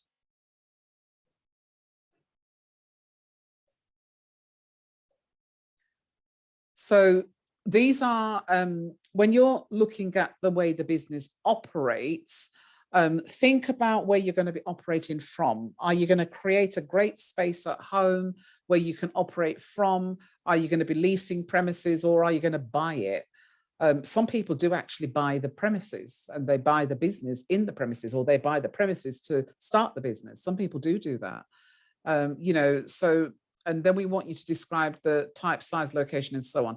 And then look at your systems and the way you're going to process the systems. What's going to be your process within your business? Are you going to have a business where someone can leave a message on an answering phone, where you can pick it up in the next day? Are you going to consider having an 0800 number in your business rather than giving out your mobile number? Think about the systems.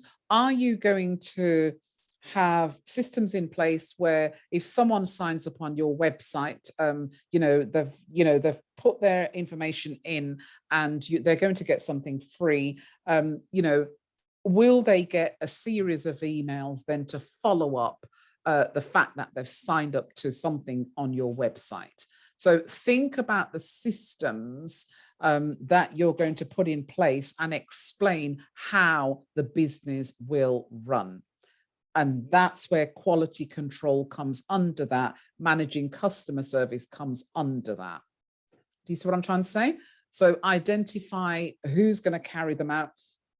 Some people have a system in place where they, if it's a 24-hour thing, sometimes you can click on something and it takes you to Facebook Messenger, and there's a bot. It's a bot that talks to you and you're thinking, oh, is this a real person? And it's not a real person, it's a bot. You can click and ask a question, and then it's programmed to answer certain questions. Any questions that the bot's not programmed to answer, then it will tell you that someone will come back to you in 24 hours. So it's a good way of at least getting, I don't know how people feel about bots speaking to them, I don't know, but at least you've kind of spoken to something or someone within that business, and it could be while the whole business has been closed for the day. So you've just got to think about the different systems that you want to put in place that's going to benefit your business.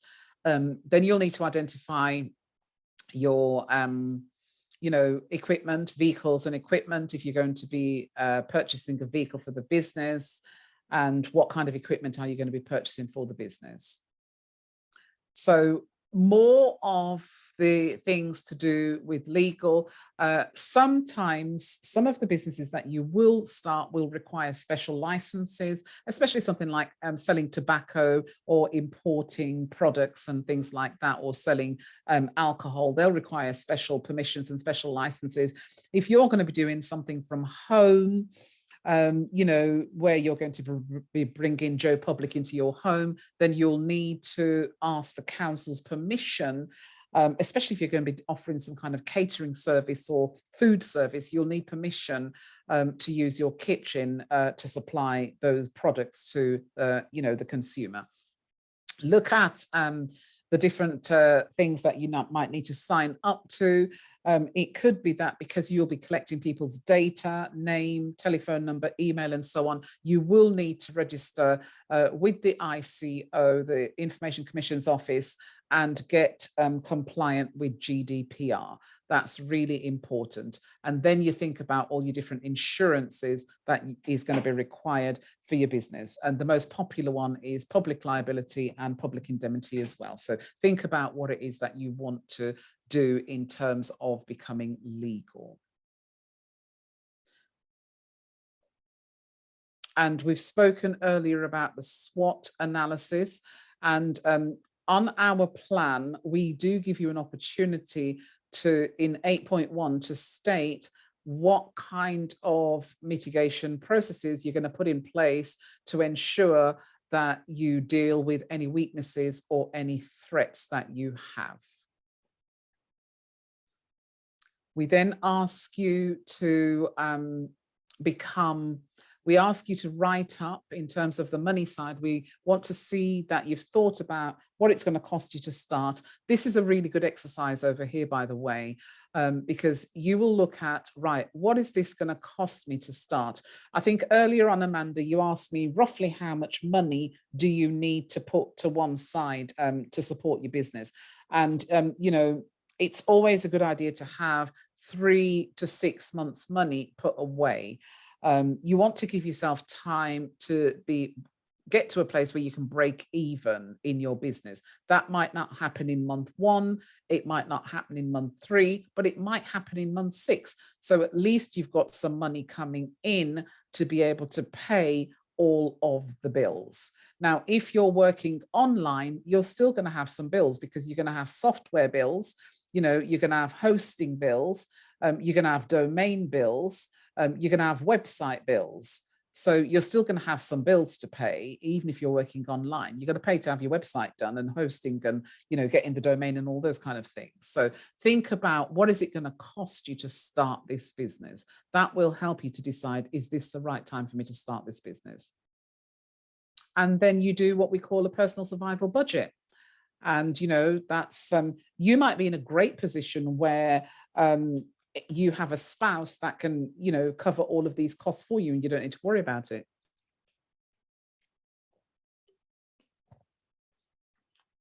And if that's the case, then you don't really need to state, to fill this in. But if that's not the case, you will need to fill this in. So, you know, you just need to think about, where are you in terms of your finances? But banks and investors, they are very inquisitive, and rightly so, because you're coming to them for money. You know, if you're using your business plan to go for funding, and they will want to know a lot about your personal information. If you're only using this, you know, for an exercise to help you to get focused and structured in your business, then you don't need to worry about this.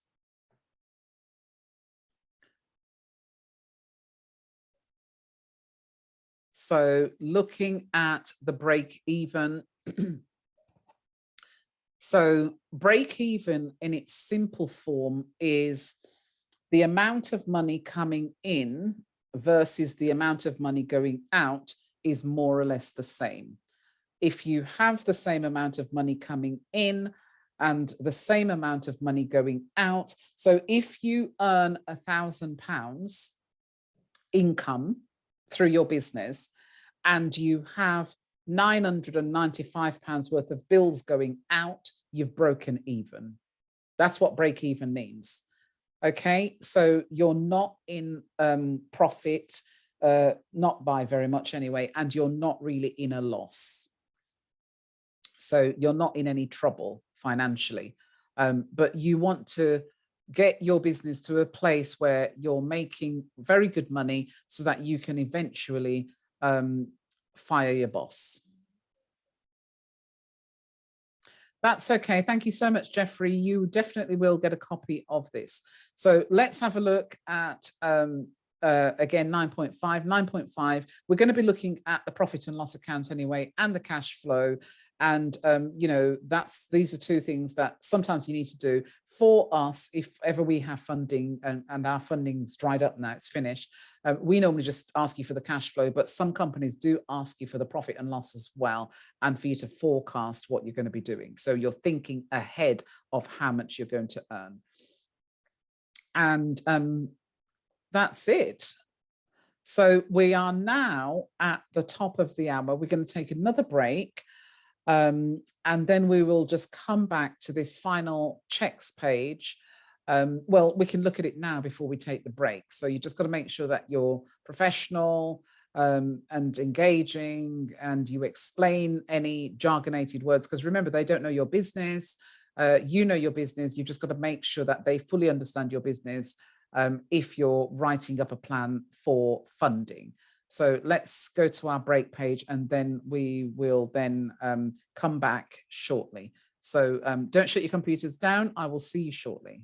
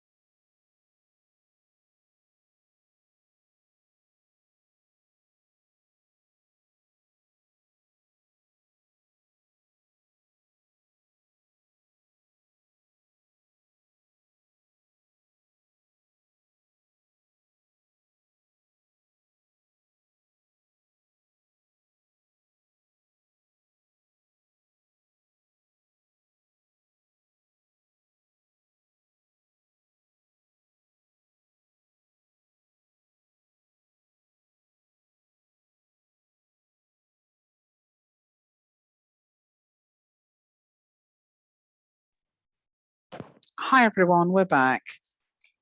So I hope you've been refreshed. This is our final hour, and we've still got quite a bit left to cover. Let me know how you're finding it so far. And, if you have any questions about the business plan, do let me know. So this is what we're going to be covering in the third part of this webinar.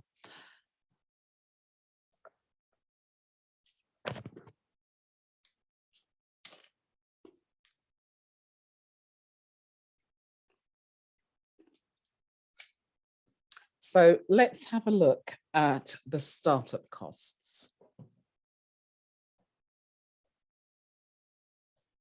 So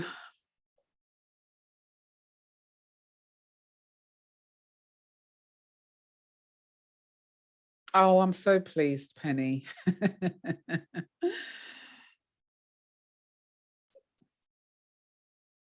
Okay, thank you so much, Martin. So Penny's saying it's really helpful so far, doesn't seem so intimidating anymore. No, it's not supposed to be intimidating at all, Penny. And Martin is saying very informative and motivational. Oh, thank you so much, Martin. And Lewis is saying the course has a great balance between considerations and application. That's very good. I'm so pleased. Amanda says, yes, thank you. Alicia says, massively useful. Joe says, yes, thank you. Very good. I'm so pleased. Okay, so let's think about the startup costs, because the startup costs are a very important part of you planning your business. It really is. And what I would say to you, because different people fund their businesses in different ways, right? Some people will fund it from maybe their salaries. Some people will fund it from an inheritance that they got. Other people will fund their business maybe from getting a loan or a grant, or maybe borrowing off a trusted family friend or something, but they find a way.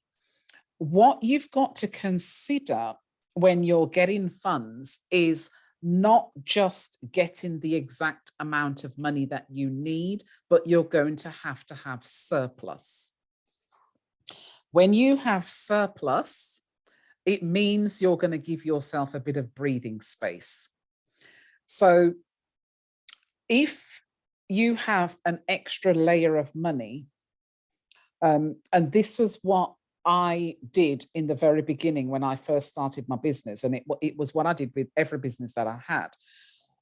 I made sure that I had X amount of money. My first amount that I had in my first business was £10,000. So I was in a fairly good position at the time to have had that money.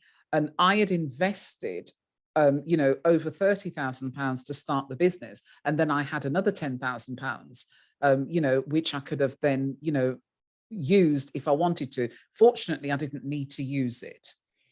So that kind of went back into, the savings pot, so to speak. But there is like, a third rule of thought. You need to have money that you can pay, for your taxes and things like that. You need to have money that you can pay yourself, and then you need to have money that you can reinvest back into your business. So when you're thinking of how much is this going to cost me to start, pen out everything, write down everything, literally list it, name it, even down to the pen that you're using, that you'll need for your business. It doesn't matter how small it is or how big it is, write down every single thing. If you need a mobile phone for your business, write it down. If you need a laptop, write it down. If you need to buy a website and pay for hosting and pay for your domain, write down every single thing and then add it all up, and then add 30 to 40% on top, because you will need to make sure you've got enough money to cover the things, that you're going to buy, and then money to pay. Sometimes if you're, I remember I had a lease. I was working offline. My first business was an offline business. It was a training academy, teaching students molecular science. And I had government contracts, and I also had private contracts.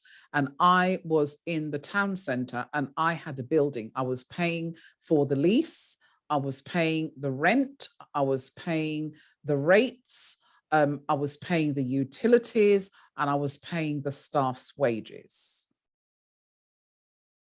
So I had to make sure, I only had one staff at that time in the very beginning of the business until it grew.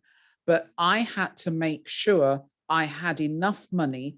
The landlord wanted, as part of my startup costs, the landlord wanted 2 months rent up front. And then on the end of the first month, so 2 months rent up front, and then on the end of the first month, I had to pay the next month's rent. So really, I had to have enough money to cover 3 months rent. And then all the utilities and the staff salary came later.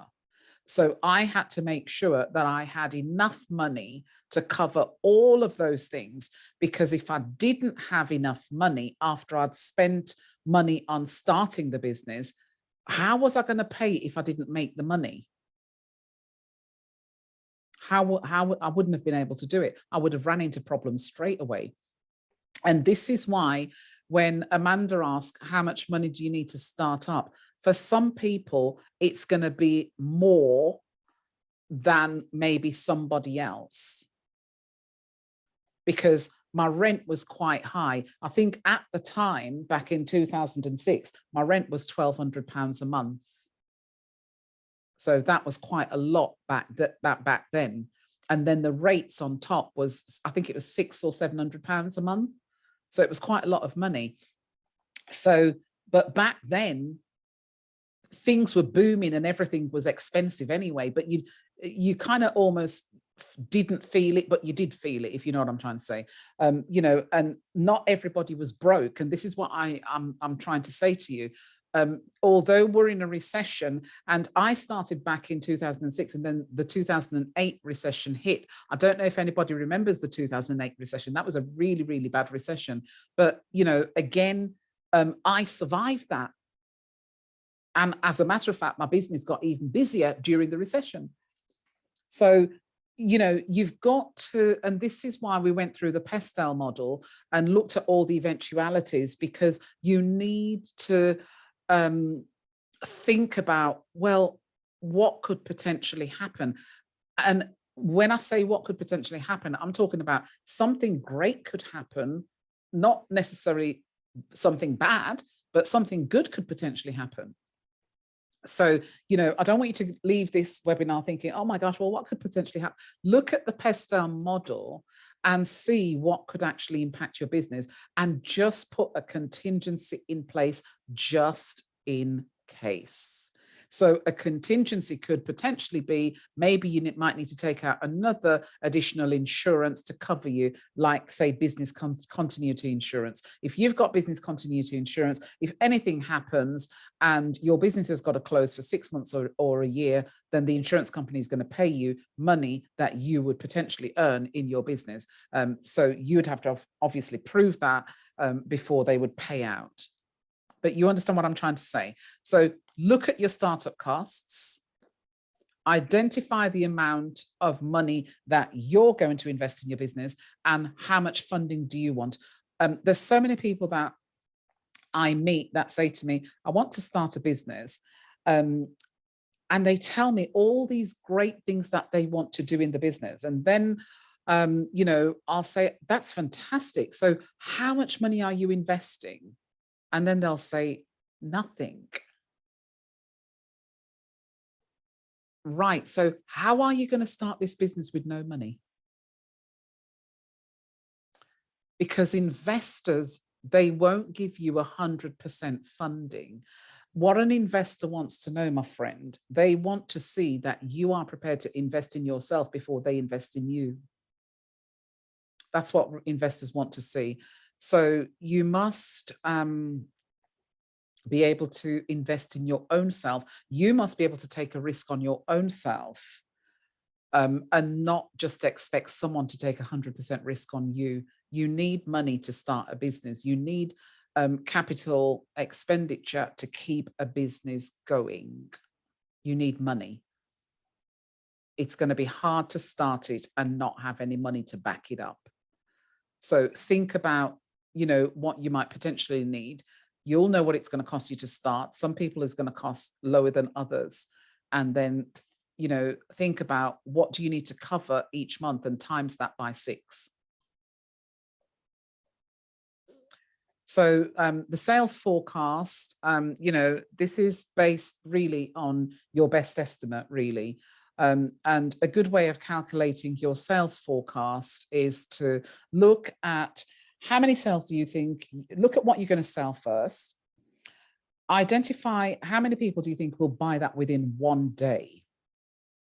Times that by 5 days if you're going to work 5 days a week, or times it by 6 if you're going to work 6 days a week. And then times it by 4 weeks. That's how you're going to get to where you can forecast what you'll potentially sell. And then think about, I want you to also think about what seasons you think people will buy a lot of things. So if you're selling, say, holidays, if you're in the traveling business, a lot of people are going to buy holidays throughout the summer. So your sales will spike throughout the summer. So on your cash flow forecast, you've got to reflect, because it's seasonal, it's going to go up. So let me just quickly go back to what some of you were selling so I can give you some kind of ideas. Oh, thank you so much, Sylviane.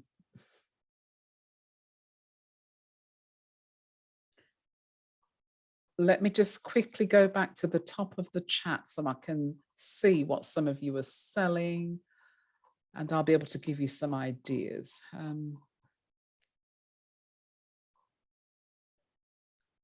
Right, hang on a minute.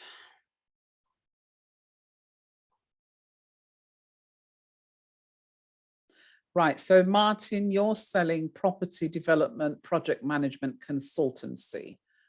So property development, so project management consultancy. So Martin, is there a boom right now in the property industry? Are lots of properties now going up? Are there lots of people investing in property right now? Because you're offering property development, project management, you're consulting on this. So you've got to, if there's a situation where there's lots of properties now that are going up and lots of people are investing in property, then you're going to be very, very busy throughout the year. If it's not so, then maybe you can look at a different angle to your business. Maybe you could offer workshops and training in it, and you can even do it right now at the very beginning of where you are. So because you said, so you offer property development, project management consultancy to give small investors a second opinion to help them avoid costly mistakes, right? So Jeffrey says, clearly laid out information logically and very helpful. You're so welcome, Jeffrey. So think about where people are at now with buying property, and that will give you an idea. So Debbie's saying Debbie does aesthetics for older people, 45 years and plus.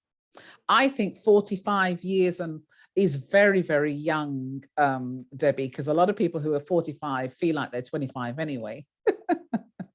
So Debbie, you will be very busy, because there's lots of people in their 40s and 50s who want to look good and they want to stay younger and they want to look younger. So a lot of what you're going to be doing, Debbie, you can forecast, depending on who you're targeting. Although you're targeting that age demographic, you need to be targeting people that can afford to pay for those different things that they're going to be having aesthetically. So it can't be just any old 45-year-old. It's got to be a 45-year-old who's earning good money that can pay for the services that you're offering. Because there's lots of 45-year-old that aren't able to pay for your services. So what kind of 45-year-old are you referring to? And look at, people tend to go on holiday during the summer. They want to look great and all this kind of thing. So you could potentially be busy all through the year. Sometimes people are going to treat themselves for Christmas and for their birthdays, and they want to look great. So you could potentially be busy throughout the year, and that would be reflective in your cash flow. Do you see what I'm trying to say? So, think about, whether what you offer is seasonal, or is it, something that you think you could offer all the time, regardless of the different seasons. And that's how you forecast. So some of your seasons, some of your months for your sales forecast is going to be busy. You're going to earn a lot of money. Other months, you probably won't earn as much. So we're now going to head towards the profit and loss. And so we're going to talk about that. And in the profits and loss, it's where it's going to show you the amount of profit a business is forecasted to make. It's all about the sales. It's not about what you've been paid, but it's about the sales. And, it's all to do with, the total sales minus the cost of making those sales, i.e. the materials and products and things, and you take those off, which gives you a gross profit. So I'll break this down nice and simple. I like doing simple. I'm a very simple kind of person and presenter. So I will do this as simple as possible for you. Now, I don't want you to be overwhelmed with all these numbers that you're looking at, because we're going to go through them very slowly, and we're going to talk about them, and I'm going to break it down nice and slow for you. So this is a company called Celebration Cakes, and Celebration Cakes, they sell to consumers and they also sell to the trade. So the first line is where they've actually sold their cakes to Joe Public, the consumers. The second line is where they've sold their cakes to the trade. Now, as you can see, they seem to sell more cakes to consumers than they do to the trade. So their business really is more beneficial to consumers than it is to the trade, but they obviously want to bring the trade in because they're still making some money from the trade. And within their first year, they made £10,770. Now, that tells me that this business is a part-time business. They're obviously not working in it full-time, because if they were, they would probably sell more cakes than what they've already sold. So it sounds like a part-time business, maybe kind of a hobby kind of business. So what is a profit and loss statement? Well, a profit and loss statement, it's a record of revenue and expenses that's incurred by a business. That's what it is within a period of time. In this period of time, it's 12 months. So it's a profit and loss. It's a record of revenue and expenses. So revenue is the money that you have coming in. The expenses is the money that you have going out.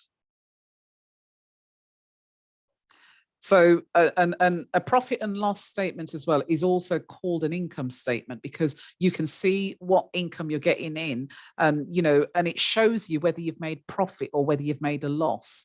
And I'm sure you all want to know, am I making profit or am I making a loss? And this is why it's good to do a profit and loss, because it gives you an idea whether you're going to run out of money or whether you need to get more money in. And this is why it's so important to have a business where you can make good money, I always stress target people that can afford to pay for your services. Don't target people who can't, because they won't be able to pay. Target people that have got the pocket to pay for whatever it is you're offering. And this is, why I say places like LinkedIn, you will find golden clients on LinkedIn. Because, the people on LinkedIn, they know why they're there. It's a business to business kind of platform, as well as people that are looking for professional jobs as well. You'll get good quality people over on that platform that will potentially want to buy your products and services. But it's all about how you market it to them. So a profit and loss, the purpose really is to show a company's revenue and sales and expenditure over that year. And that's what this is. So, going back to what we had said, the first line, is celebration cakes selling to the consumers. And you can see month by month how it's fluctuated. It started off at 335. 335. And the second month was the same. The third month, it almost doubled. And then the fourth month, it almost trebled. And then the fifth month, it went up a bit higher, and the sixth month, even higher. And then it just kept going up. But then when it hit month 10, there was a plateau, and, their sales then came down. So maybe then a lot of people weren't buying cakes, or it could be they weren't doing enough marketing in order to generate enough income from the marketing. Month 11 again was, a down time. And month 12, which is Christmas time, sales plummeted again. And this could be for various reasons. It could be that they were having some family problems across this time. It could be that they didn't have much time to continue to, keep running the business to generate the sales. It could have been that one person was ill and one person had to look after the other. It could be various reasons why this plummeted. But the first year they made 10,000. To the trade, you can see what they've sold month on month. It started off low, it gradually grew and grew and grew, and it stayed more or less the same until it got to month 12. And they made £6,000. So the overall total there was £16,770. But then you've also got to consider, out of that money, how much they spent on the ingredients to make these cakes. So you can see what they actually spent, on the materials and ingredients line. The first 2 months, they didn't spend very much, but then it continued to grow. And they were still spending over £100, even in the months that, their sales had hit a plateau. So once they had actually, considered what their materials and their ingredients were going to be, that came to 1,690, and that 1,690 got taken away from the 16,770. That left them a gross profit margin of 15,080. Let me know if you are with me so far. Are you with me, guys, or have I lost anybody? So, okay, great. Thank you. Okay, excellent. So now let's have a look at let's talk about the directors of income, because if you are a limited company, your director's income would sit right here on this line. If you are a sole trader, then you could put the money that you're going to pay yourself as personal drawings. So it could be down here right at the bottom where it says personal drawings, partnership and sole trader. Do you see? So it sits on a different line. If you are paying yourself as a director, depending on what you're paying, this is where you will put it. But to be honest with you, if you've not made enough money to pay yourself as a director, then this is going to sit as a zero. So you're not going to pay yourself any money. And this is why I say it's important to have some extra money put to one side just in case you don't make enough money in your business to pay for everything that you need to pay for. You need some safety money. And if you have staff, their salaries would go here. Obviously, Celebration Cake has got no directors and they've got no staff. Maybe it's a man and wife team, or maybe it's just a wife or maybe a man on their own. Rent and rates, they've not had to include anything. They're probably working from home, so it's not a problem. Their gas and their electricity, they've identified what that is, and they're paying £20 a month, so £60 a quarter. And that they've tallied that up to be £240. The insurances for their business, they've tallied that up to be £240 as well. That's £20 per month, every month. They have postage and stationery. So you can see what they've started off with, £7 and £7. And then in month 12, it gets a bit more because it's £14. So it's 100% more. So obviously they're sending out some other things to people more towards Christmas. And that's tallied up at 169. Repairs and maintenance, well, they've got nothing to repair or maintain. So they've not put anything there. They could have put the maintenance of their equipment, maybe their oven that they're using, maybe that needs servicing once a year. So maybe they could have put a service cost in here. Traveling and motor expenses seems quite high. They're spending £200 a month on traveling. So maybe they're baking these cakes and they're taking them to people to drop them off. So it's costing them £200 a month. So obviously they would cost this in to, you know, what they're spending and what they're charging people. So they're spending up to 2,400 per year on the travel, which is quite a bit for a small business. You know, their telephone is £20 a month, £60 a quarter. That's tallying up at 240. They have not got any professional fees, so they're not paying a solicitor anything. They're obviously not paying an accountant anything either, because they're probably doing their own accounts. Advertising and promotion, they're spending £10 a month, £30 a quarter. It's not really a lot, but for us, I suppose for a very tiny business like this, it's okay. But in this day and age, £10 wouldn't really go very far for advertising and promotions, really. They've not got any miscellaneous expenses. Finance, they've not borrowed anything from the bank, so they're not paying anything back in terms of finance. They've got no loans. They've put depreciation of £110, and that could be depreciation on their oven and their other equipment that they're using, and that's totaling up at 1,320. So their total expenses is coming up at 387 for month 1 and month 2, 390 for month 3, 393 for month 4, and 395 for month 5, 397 for month 6, and so on.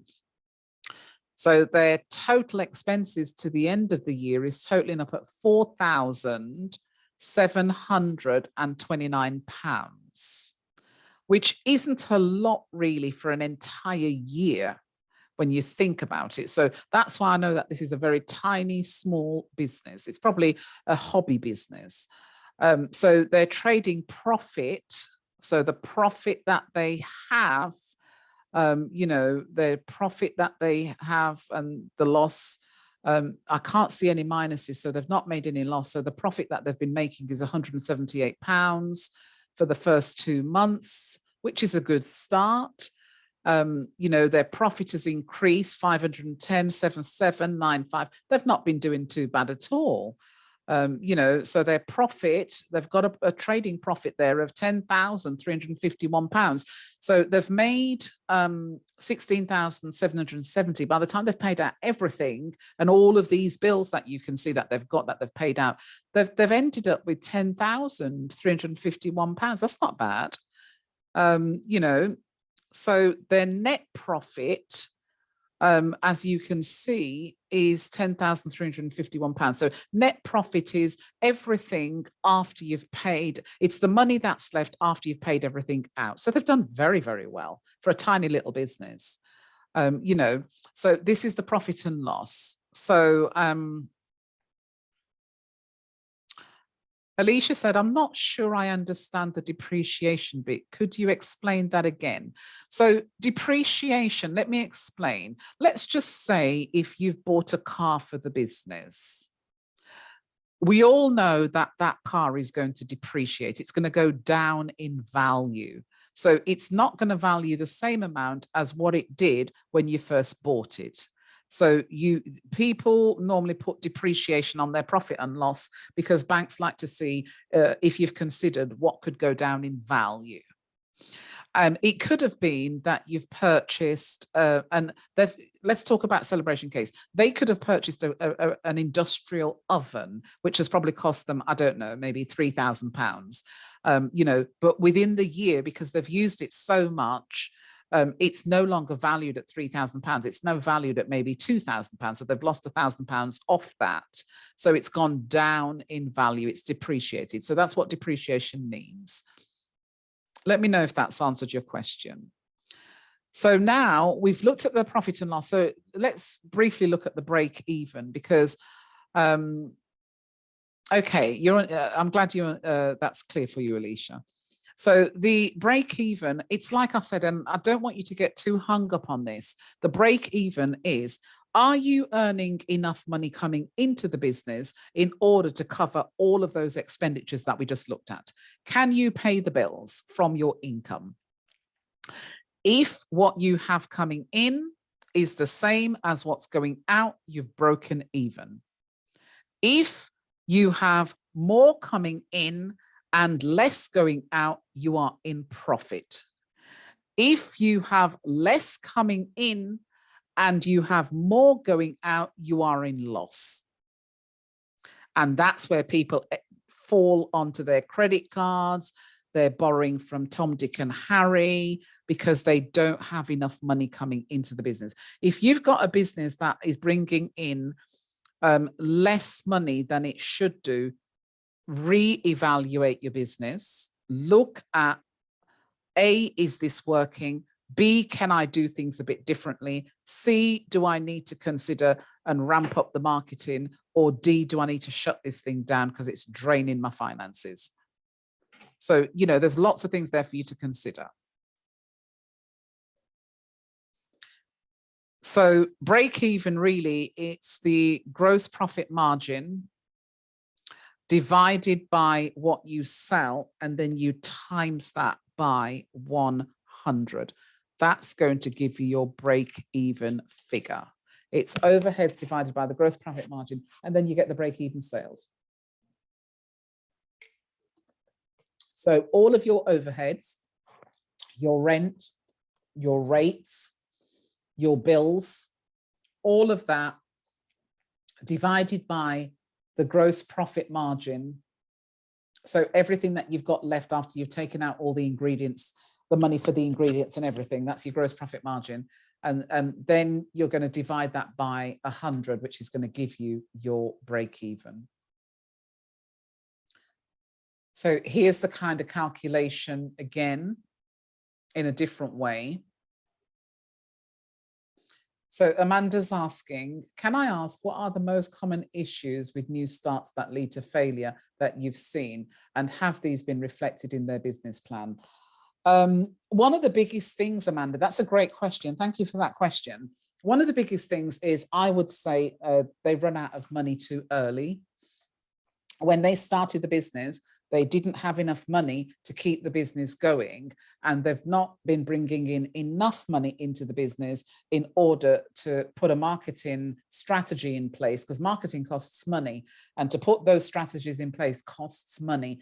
And oftentimes businesses run out of money or don't make enough money to be able to have a great, robust marketing plan in place to be able to keep going. So it's lack of money. Lack of money is the biggest thing that I tend to see, so that's what, I know. So Lorna's saying finance, marketing, and lack of business knowledge and experience. Yeah, people start businesses that don't have much business experience, and you can do very well, even though you don't have a lot of business experience. But what I always say is, if you start a business and you don't have lots of business experience, get the experience. You can get to learn things about business so that you are more versed on what business is all about. But lots of people start businesses and don't have great business experience, and they still do fairly well. You can get someone who's a multimillionaire. We have lots of people coming to us here, and they're really high earners, very high earners. They don't know how to start a business. They've got the cash, but they don't have the knowledge. So they come to us for the knowledge, and they do very well. So let me go back. So Amanda's saying, okay, I'm definitely weak with marketing and budget for marketing. Okay, so, that's where you're going to need to look at how you're going to mitigate that. We've spoken about the weaknesses and the threats. So what are you going to do to mitigate that, Amanda? Amanda, you're saying you don't know much about it or how much it costs. What do you mean? Do you mean how much marketing costs? Is that what you mean? Right, so Lorna says some people struggle with transition between being of an employee mindset and being an employer mindset. I totally agree. Business isn't necessarily for everybody. Amanda says, yes, I've been a high earner, but don't have the knowledge about marketing. Then if you don't have that knowledge, I would recommend that you buy in the knowledge.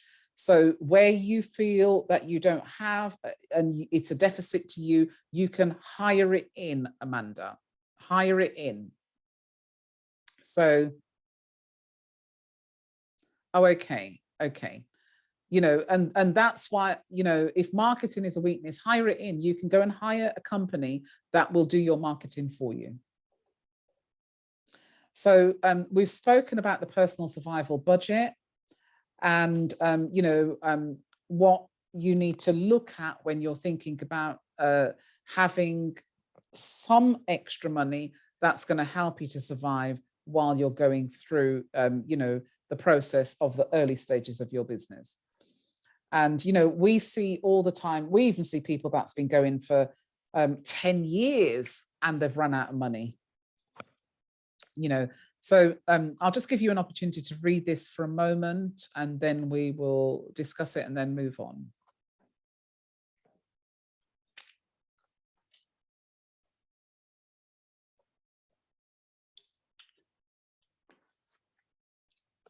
Okay, so we're going to look at the cash flow forecast. And the cash flow forecast, basically, it's a way of seeing how money flows through your business or can flow through. Remember, these are only forecasts, so they're not set in stone. So if you write these figures down on your cash flow forecast, it doesn't mean that you are held at gunpoint to having to achieve this. What this is, it is a structure that you are putting into place, and you are looking at the potential of how your business will end up in a year's time if you say that you're going to do all of these things that you've laid out in the plan. And if you've done the plan correctly, you will exceed what you've written on your profit and loss and your cash flow. So let's have a look at the cash flow. So here's the cash flow. It looks very, very different to the profit and loss. Remember, the profit and loss is all about revenue and sales, okay? Whereas your profit and loss, you know, it's slightly different. So when we look at the zero is where, you know, they give the trade credit. Remember, I said that this is a company called Celebration Cakes, and Celebration Cakes works with consumers as well as with the trade. So, you know, you shouldn't have any minuses at the bottom of your cash flow. If you have got any minus means you've run out of money. That's what minus means. So there should be no minuses at all. You should be completely in profit along here, or you've broken even. But if you set out all of your figures and you find out, oh my gosh, there's a minus, it means you've run out of money. So if you've run out of money down here, it means you're going to have to increase your sales up here. So as you can see, Celebration Cakes, they invested £1,000 into their business, because you can see there, their pre-start income was £1,000. You can see that on this particular line here, so where it says Celebration Cakes, they were able to sell £335 worth of cakes for 2 months to the consumers. The trade, when you're dealing with people who are in the trade or trade people always like you to give them time to pay for goods or services. Sometimes it could be 30 days, sometimes it could be 60 days. So if your business is set up to work with trade people, you're going to need to probably consider when they come to you and say, well, you know, can you give us a 30-day credit or 60-day credit? You're going to have money coming in to make sure that you can rebut any of that money that you're not getting in for the first 2 months. It's a long time to wait 2 months to have someone pay you for something that you've already done. So the capital that they invested was £1,000. So, you know, cakes to the trade that they sold was 4,800. Celebration Cakes also sold to the consumers, which was 10,770. So that tells me that, you know, in the same way as we said earlier on, they're selling more to the consumers than they are to the trade. Bottom line, they've invested £1,000 of their own money, as you can see.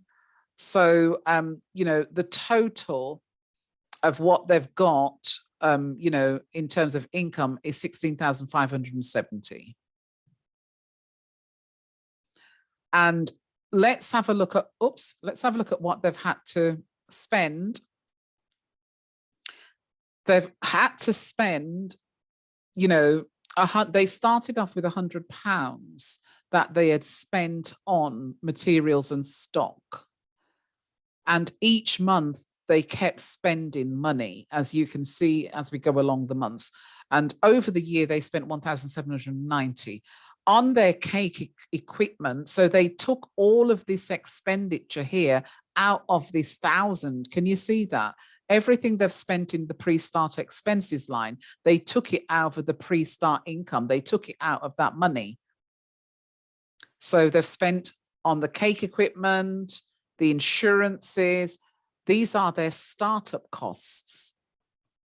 Their postage, their food and hygiene, their traveling, you know, their advertising and so on. But look at what's happened. They've ended up spending 1,590 and they've only put 1,000 into the business. So now they're in a loss of £590. Can you see that? So their closing balance was 590. So when they got to the end of that business day, they were already £590 in debt. Maybe they had an overdraft and, but by the looks of what I can see here, they didn't have an overdraft, but I suppose they could have asked for an overdraft. Some companies have overdraft of X amount of money, so that if they know that they're going to end up in the debt, the overdraft is going to rebut that. But I'll be honest, I don't like overdrafts. I don't know how you feel about an overdraft. I don't like them. I would rather have, my own money that I'm depending on rather than an overdraft. Now, I'm not saying that businesses shouldn't have an overdraft. Don't misunderstand me, because I think if you're running a business that where you're turning over thousands and multi-millions, I think you definitely need an overdraft. And a lot of business owners like spending the bank's money and investors' money rather than their own money. So, there's nothing wrong with having an overdraft. It's just that I personally don't like overdrafts. That's just me. Everybody's different.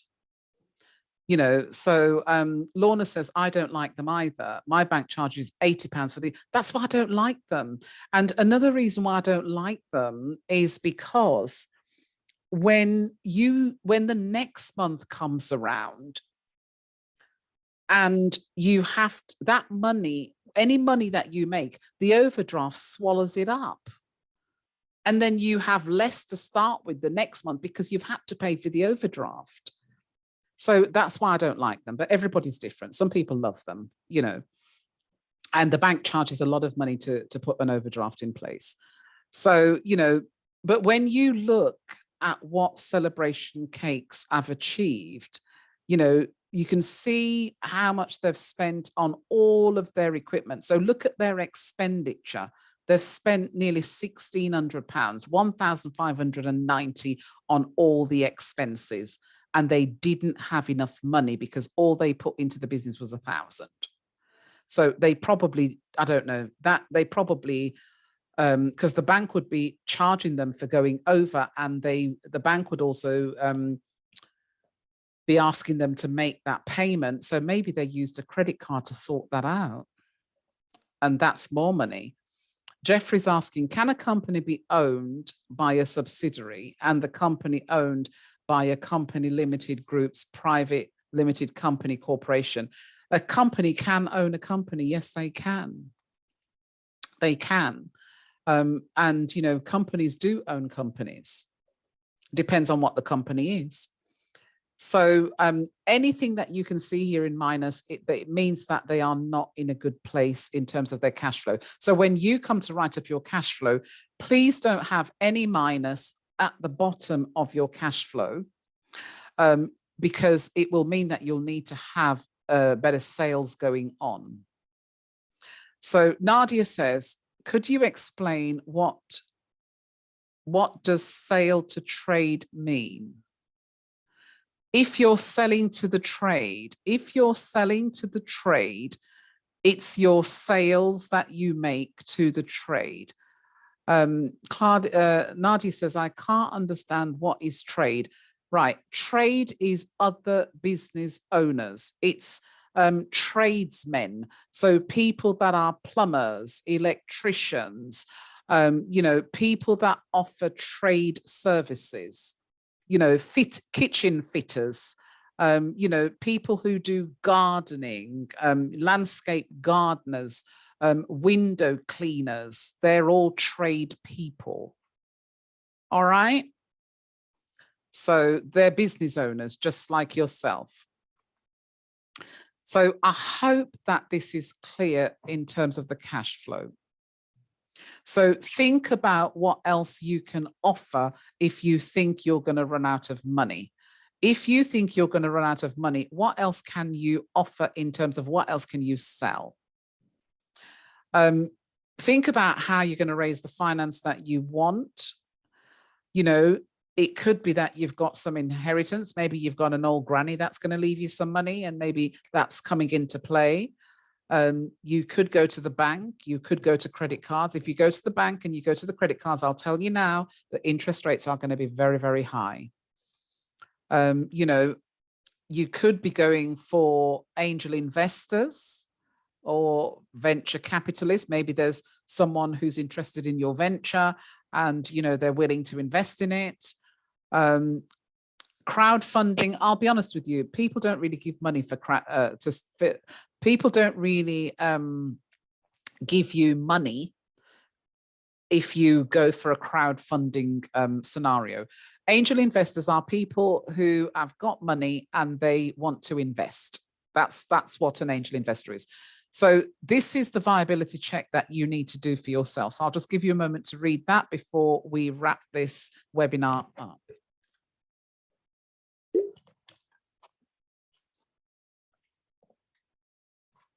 So ask yourself, is this business that you're going to start, is it profitable? Can you make money from it? If your sales are going to be, if you're only selling things that is a really low price, can you sell enough to make a profit? That's what you've got to ask yourself. Can you raise enough money to start the business in the first place? If you don't have any money to keep you going through the business, I would suggest you wait until you have the money to do it. You know, will the business be able to generate enough money? Look at your ideal client.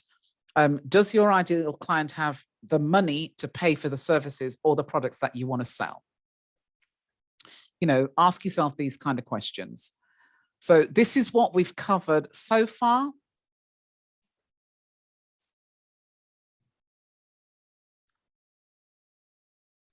And this is the summary of what we've spoken about in regards to planning your business.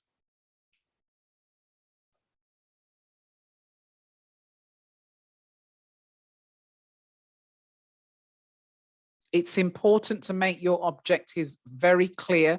Your objectives should be very reasonable. They should be realistic. They should be very smart. So they need to be specific. Then you need to be able to measure them. You know, they've got to be achievable. You've got to be able to reach them. And you must be able to say that you can do it within the 12 months, so on time. These are just some of the things that you avoid when you're, you know, looking at your business plan.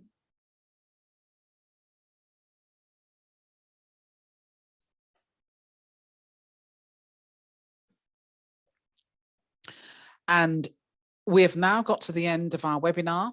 I hope that this has been super helpful to you and you've got a lot of clarity around, you know, how to plan your business.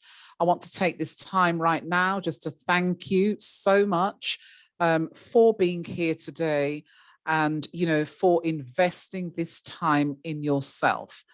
Raheem, let me just see what you're saying. Hang on a minute.